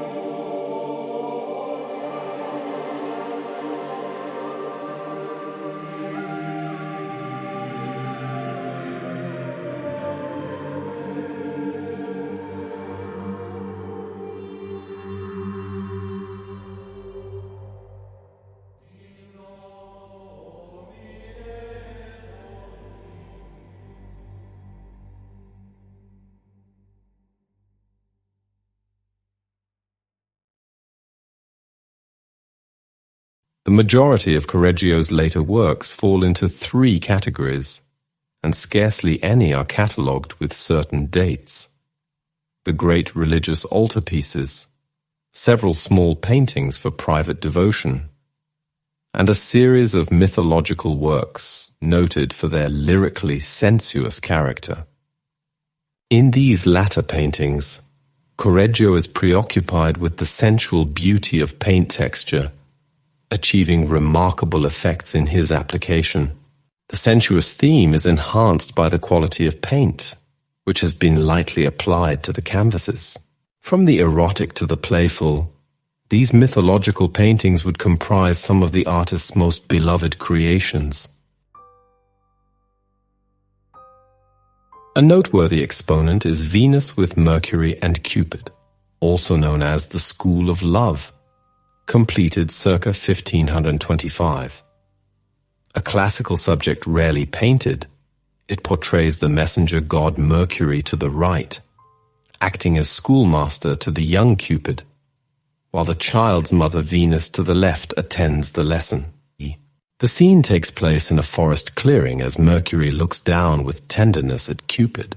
Venus is unusually depicted with wings, giving a more magical appearance, while she faces the viewer directly, adopting a suggestive pose similar to the classical Venus Pudica and accentuating the theme of the sensuousness.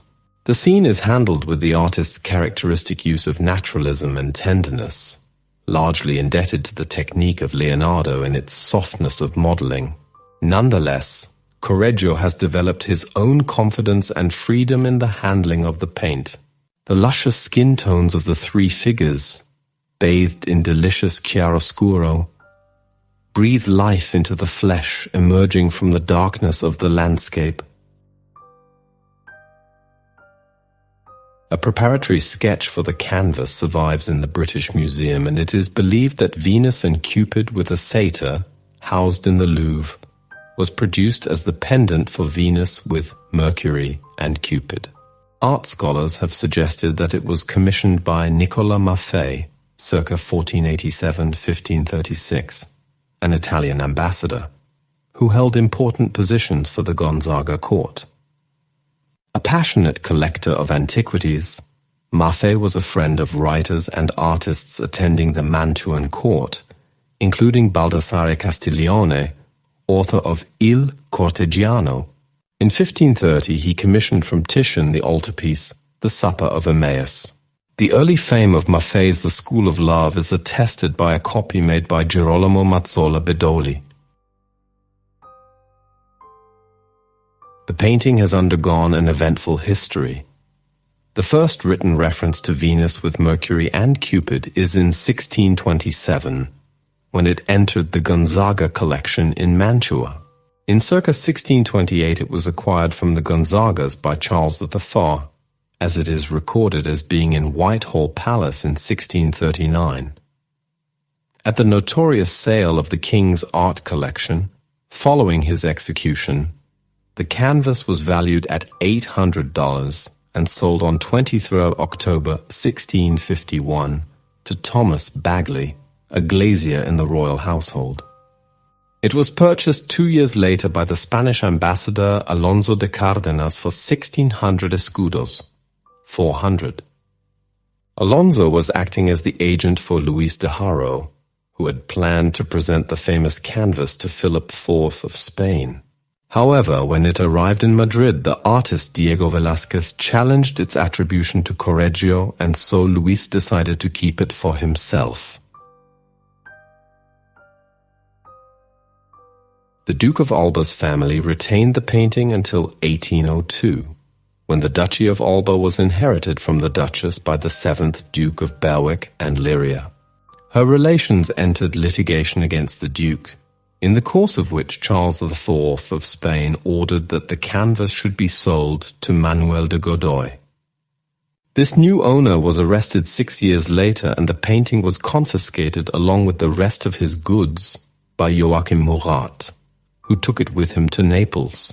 After Murat's defeat and execution during the 100 Days in 1815, his widow Caroline fled to Vienna, taking the canvas with her. Later that year, she sold Venus with Mercury and Cupid to the future 3rd Marquess of Londonderry, who subsequently sold the painting in 1834 to the National Gallery in London, where it resides today, in peace, at last.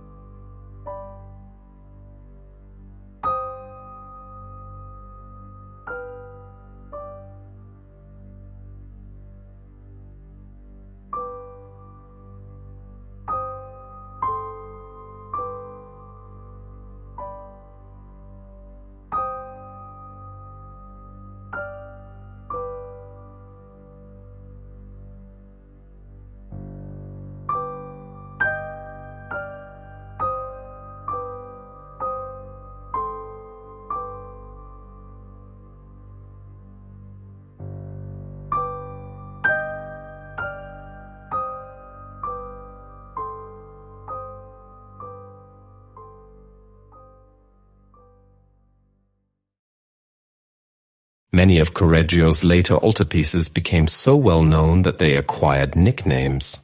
The Adoration of the Shepherds earned the name Night La Notte, while the Madonna of St. Jerome is popularly known as Day, Il Giorno.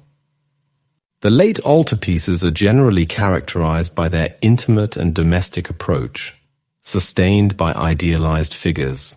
The Adoration of the Shepherds was commissioned in 1522 by Alberto Pratoneri for the family chapel in the church of San Prospero of Reggio Emilia.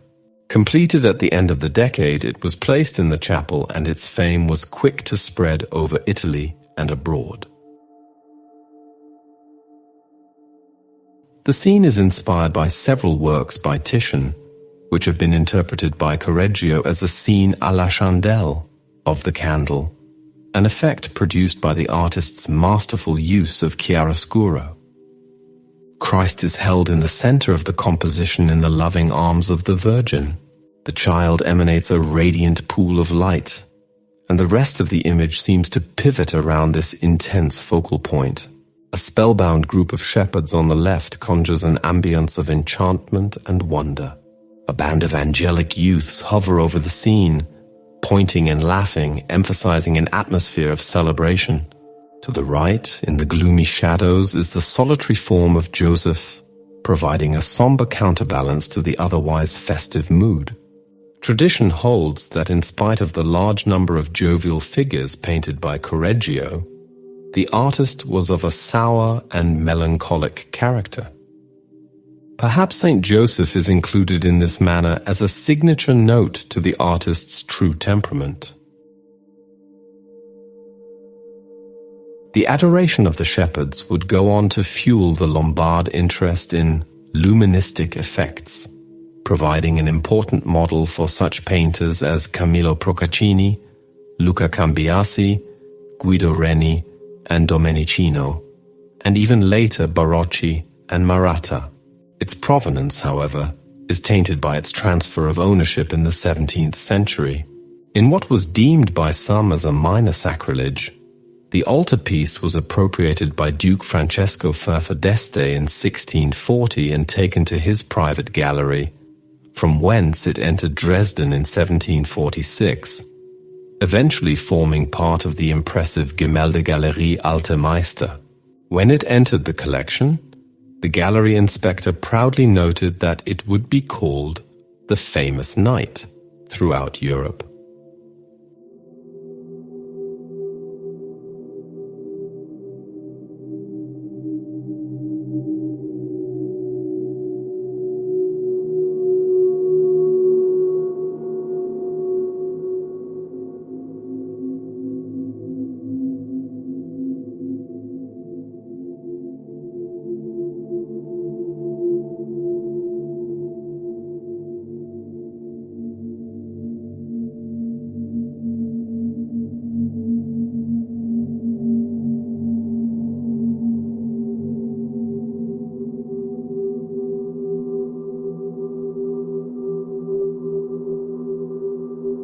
In the final years of his short life, Correggio returned permanently to his hometown of Reggio. By now he had turned away from religious subject matter and was focused more on mythological themes.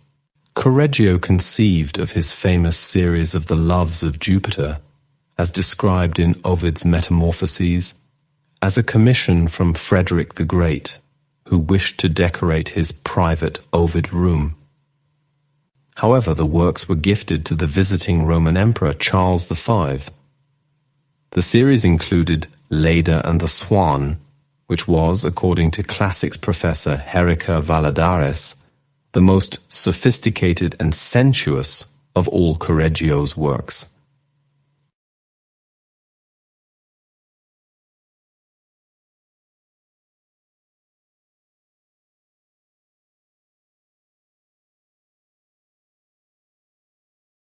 Commissioned in circa 1531 by Federico II Gonzaga in Mantua, Danae is part of a series of 4 paintings of episodes from the Roman poet Ovid's Metamorphoses, telling of the various loves of Jupiter. Vasari claims that the 4 paintings were intended as a gift for Charles V to celebrate his coronation in Bologna. However, It has been argued by some art scholars that the mythological works formed part of the decoration of a chamber in Palazzo T, known as the Sala di Ovidio. Designed by Giulio Romano, the decorative scheme adhered to a well-defined program, with 8 panels by Correggio devoted to the loves of Jupiter.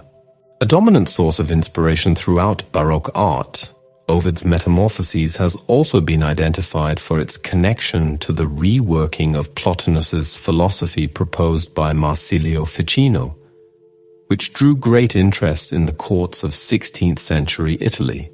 Though in essence regarded as profane paintings, the 4 canvases illustrate the union of God with a mortal creature, as in each instance Jupiter appears to the desired female in a different form. The painting is almost unanimously assigned to 1532, due to the stylistic similarities between several figures of youths and angels in the dome of Parma Cathedral.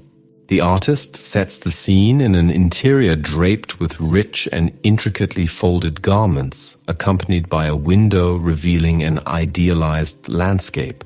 According to Roman mythology, Danae was the daughter of Acrisius, the king of Argos.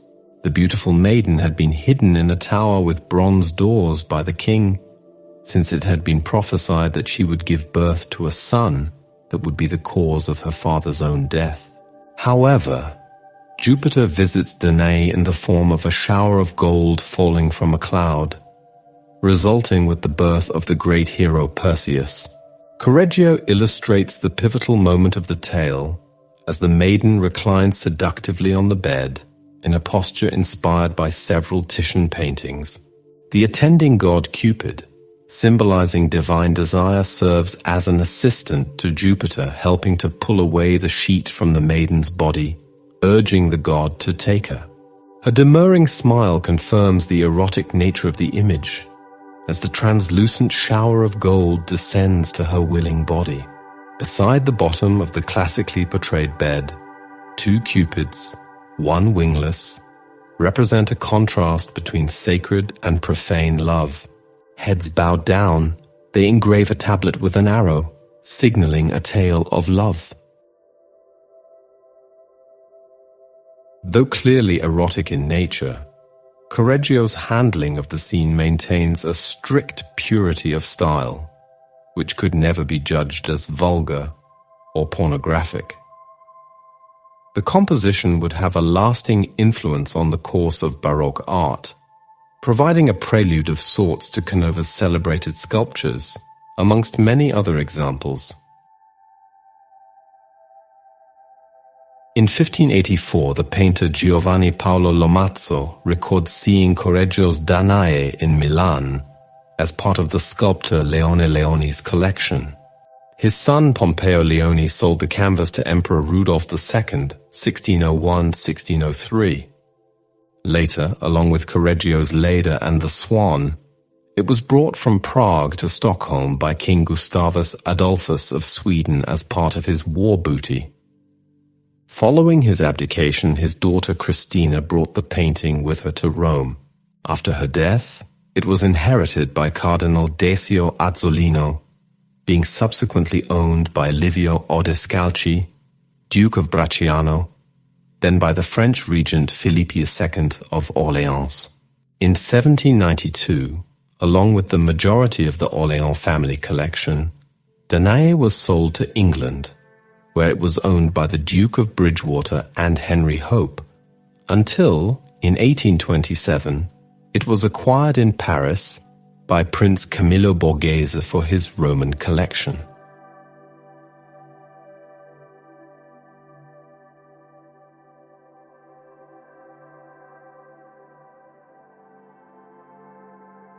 Also forming part of Correggio's mythological series concerning the loves of Jupiter, commissioned by Federico II Gonzaga, Ganymede abducted by the eagle remains one of the artist's most recognizable paintings.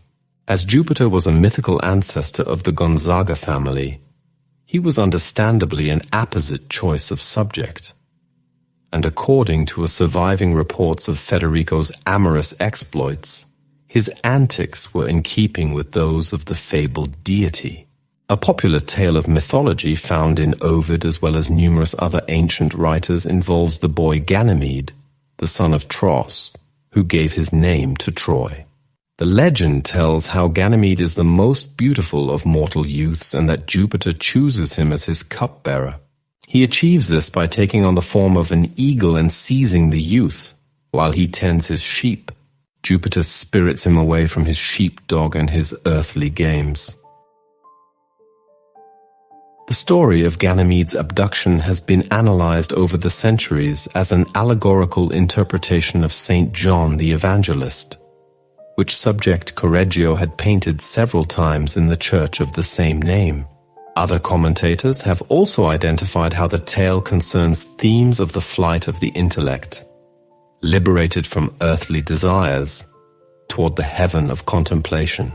The myth also serves as a model for the Greek social custom of paiderastia, the socially acceptable romantic relationship between an adult male and an adolescent male. The Latin form of Ganymede was catamitus, from which the English word catamite is derived. Correggio depicts the scene in an unprecedented approach. The dark-toned feathers of the seducer Jupiter contrast strikingly against the innocent skin tones of the youth. Large sections of his skin appear to be lifeless, denoting the end of his time on Earth. Light and shadows play across Ganymede's body, creating a dynamic effect of movement. Of course, the sexual undertones are clearly discernible. Most striking of all, though, is the seemingly corrupt expression of pleasure on the boy's face, stressing that this is no unwilling victim. The deranged smile is mostly buried in shadow, signaling the imminent loss of innocence. The landscape beneath the principal figures could be likened to an 18th century landscape scene, taking on the quality of a transparent English watercolor, giving the canvas a more modern feel than seen in other high Renaissance works. Interestingly, a large section of the lower part of the composition is allocated to the fine depiction of the shepherd's trusty canine, which appears to be almost coming into the painting from our own sphere. It is as though we are being led into the canvas, directing our gaze up to the abduction. This sense of movement is emphasized via the unusual foreshortening of the dog. Its sad, lingering portrayal stresses that in many ways this is an episode of loss, not celebration, which you would at first think from the expression on Ganymede's face. We know that in 1603 Ganymede abducted by the eagle was acquired by Emperor Rudolph II together with Parmigianino's Cupid making his arch, and that both works were sent to Prague. By 1610 the canvas is recorded in Vienna, when it is mentioned in the Habsburg imperial collections, together with Jupiter and Io. Today both canvases can be viewed at Vienna's Kunsthistorisches Museum.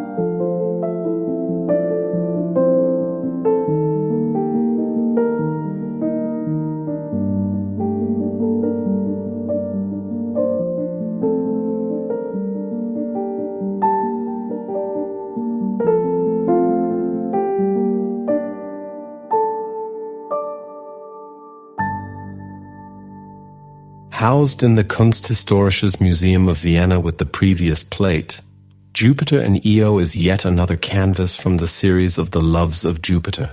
The scene is inspired by Ovid's retelling of the myth of Io, the daughter of Inachus, the first king of Argos. One hot summer's day, when Io is returning home, she is approached by the god, who suggests that she should take shelter from the sun in the cool shade of the forest. When she flees from his advances, Jupiter, as Ovid describes it, hides the wide land in a thick, dark cloud, catches the fleeing maid and ravishes her. In these mythological tales, Jupiter is often tempted by young maidens, as he takes on various disguises and transformations in order to cover his escapades from his jealous consort Juno. With Leda he adopts the form of a swan, for Ganymede he becomes an eagle, and in this painting it is not the appearance of an animal but an encompassing dark cloud, hiding his daylight attack, that he chooses to carry out his seduction. Of course, the connotations of dark versus light and evil versus good, as well as experience versus innocence, play an important part in the reading of this painting. As the sinister, translucent face of the god hovers over the maiden in a dominant pose, her vulnerable state is clear. The enigmatic veil-like presence of the ravisher adds a ghoulish element to the encounter. Jupiter's large hand grasps Io from beneath her left shoulder and, once more, as in the Ganymede canvas, the victim appears to be willing, her left arm leaning and wrapping itself around the god's inky clasp. Of all Correggio's compositions, this has to be the most sensuous scene. It is the dramatic contrast between the transient figure of Jupiter and the tender, solid beauty of Io's body that captures our immediate attention. The naked priestess leans against a white sheet and her body appears locked in the throes of ecstasy. Io's lips are poised at the vital point of opening, while her eyes look up in rapture, anticipating the pleasure to come. Among many artists to be inspired by this famous painting, the works of Bernini and Rubens spring clearly to mind.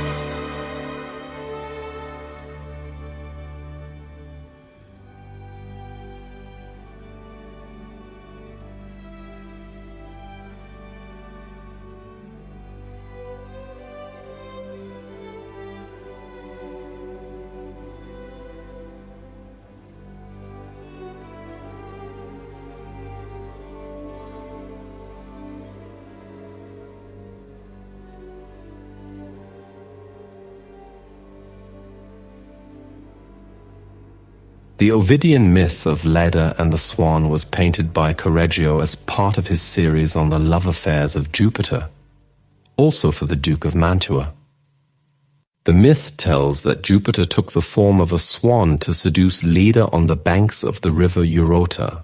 In Correggio's version of this tale, a recurrent topic throughout art history, a nude Leda is shown at the center with the swan laying across her lap. its body being guided between her legs by her left hand, and its long neck twisting up between her breasts.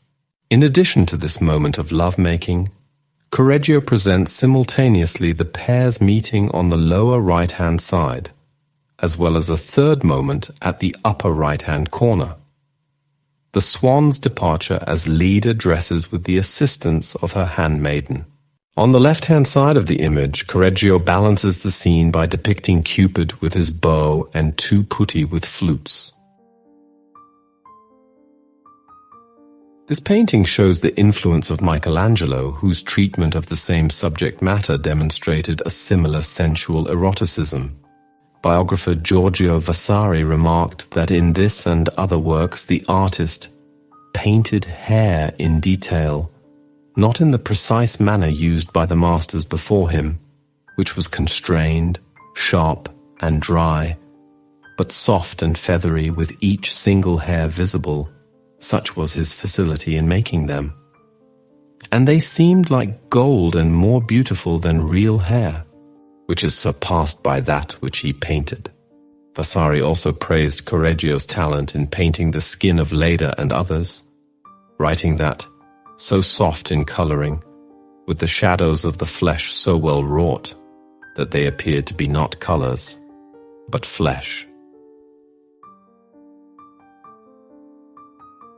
It is believed that this painting was originally hung to the left of Danae, indicating that the swan Jupiter was flying out of this image to the right, toward the Danae painting where the bird transformed into golden rain. Leda and the swan was, however, relocated several times over the next century to Spain, Prague, Sweden, before arriving in the collection of Philippe II, Duke of Orléans, in France.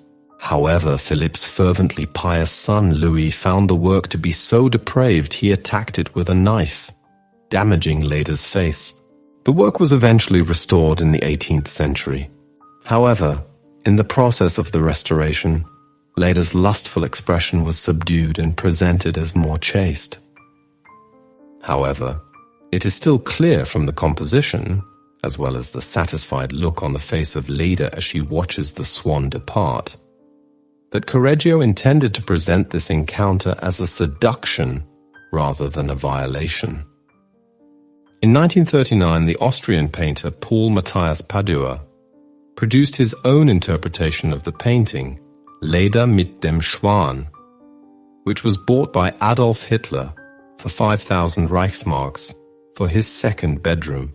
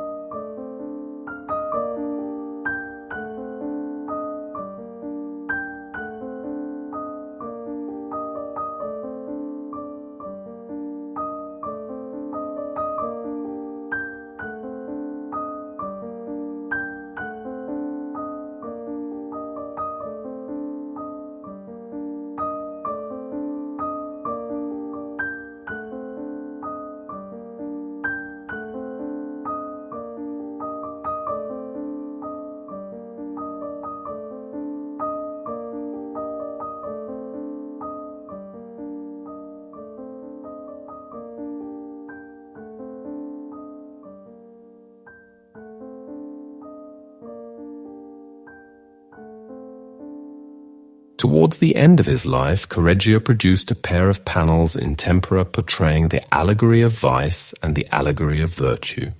They were originally designed for the chambers of Isabella d'Este, the mother of Federico Gonzaga in Mantua's castle. Bearing the title Marchioness of Mantua, she was one of the leading women of the Italian Renaissance, now recognized as a major cultural and political figure.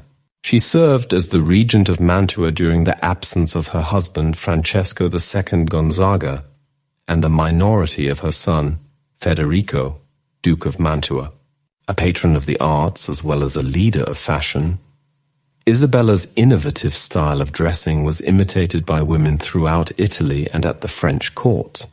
The poet Ariosto labeled her the liberal and magnanimous Isabella, while the writer Matteo Bandello described her as supreme among women. The subject was a familiar choice for the High Renaissance, and there have been many interpretations. Allegory of Vice portrays a debauched male figure surrounded by a range of temptations, while in the companion panel, a regal female persona for virtue is accompanied with examples of righteous practices. Correggio's use of iconography is complex and has been analyzed in many ways over the years, causing art historians to lament that the true intended meanings will never be completely revealed. This, of course, adds a mysterious element to the panels, extending their enigmatic appeal.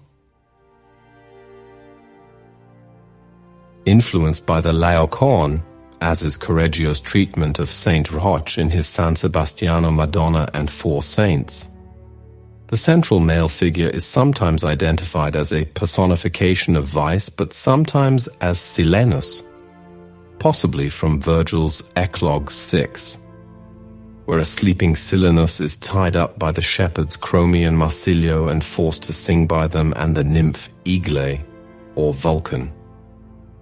It was even misidentified as Apollo and Marsyas by the writer of the Gonzaga collection inventory of 1542.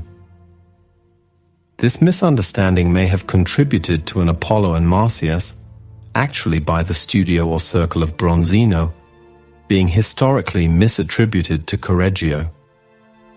The Puto in the foreground is influenced by Raphael's Putti in the Sistine Chapel.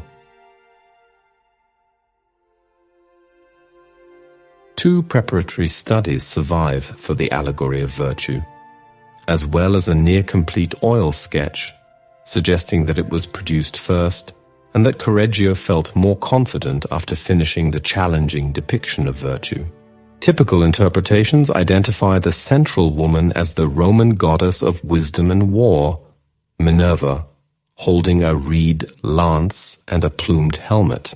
Some have posited that it could be a continuation of Mantegna's Triumph of the Virtues, painted for the same chambers and also featuring Minerva with a red lance. Others critics have argued that the figure is Isabella herself, personified as wisdom, thus flattering the patron. Glory hovers above the seated goddess, bestowing an olive crown, connoting peace, while a seated female companion to the right is surrounded by symbols of the four cardinal virtues: a snake in the hair for prudence, a sword for justice, reins for temperance, and Hercules' lion skin for fortitude. Suggestions for the identity of the seated female figure to the right range from astrology, science, or intellectual virtue. As she appears to look outside the painting's space, she mirrors the action of the Puto at the lower center of Allegory of Vice. Both figures share the same unnerving smile as they look directly at the viewer, connecting the two paintings and encouraging us to compare their differences. In 1542, after Isabella's death, the panels are recorded as hanging on either side of the entrance door of the Corte Vecchia, with Vice positioned on the left and Virtue on the right.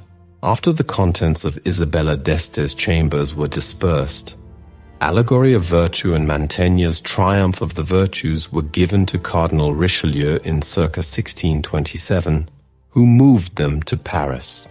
Richelieu was famous for his patronage of the arts. Most notably, he founded the Académie Française, the learned society responsible for matters pertaining to the French language. Meanwhile, the companion panel, Allegory of Vice, remained in Mantua until 1628, when it was sold to Charles the Further. After his execution, the painting was purchased by Cardinal Mazarin in 1661 and later by the banker Everhard Jabach, who also managed to buy Allegory of Virtue, finally reuniting the panels. Jabach was a French businessman, art collector, and director of the French East India Company. He was a notable and famous collector of drawings, paintings, sculptures, objets d'art, bronzes and prints by Raphael, the Carracci brothers, Rubens, Paul Bril, Durer, Lebrun, and Poussin. Jabach later sold the two panels to Louis XIV in Paris, and they now hang together in the Louvre.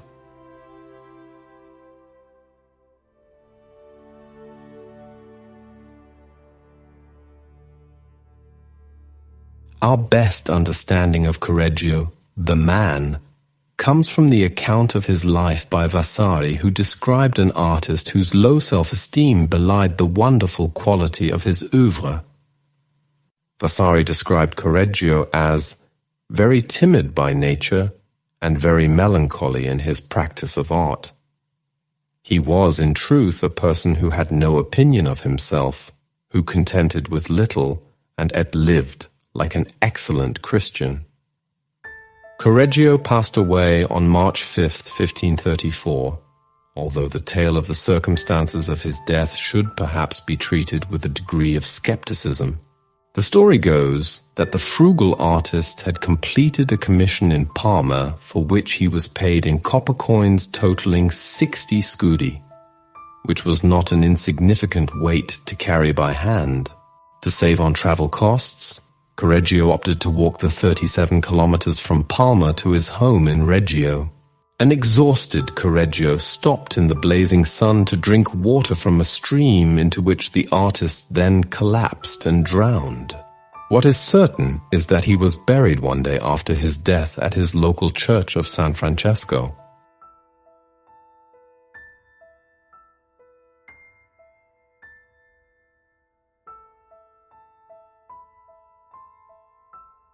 The famous Renaissance art historian Giorgio Vasari said of Correggio, despite some earlier reservations, that Antonio most certainly deserved all praise and honor during his lifetime, and the greatest glory from the lips and pens of men after his death. Indeed, Correggio produced a highly decorative and dynamic narrative form that would come to exemplify the Baroque style. His pioneering use of di sotto in su foreshortening, for example, influenced later spectacular dome frescoes including Gaudenzio Ferrari's Glory of Angels, 1534-1535, Santa Maria dei Miracoli in Saronno, Giovanni Lanfranco's Assumption of the Virgin, 1625-1627, San Andrea della Valle in Rome, and Carlo Cignani's Assumption of the Virgin, 1702-1706, the Forli Cathedral in Romagna.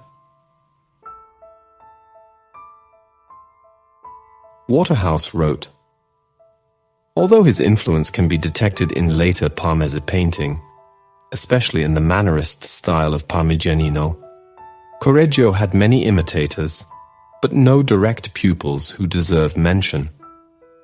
His decorative ideas were indeed taken up by the Baroque painters of the 17th century, but Correggio also became almost a tutelary deity of the French Rococo style, and his great altarpieces were among the works most abundantly copied by the traveling artists of the 18th century during their years of study in Italy. The last word should perhaps go to Vasari, who wrote, many things might be said of the works of this master, but since among the eminent men of our art, everything that is to be seen by his hand is admired as something divine, I will say no more.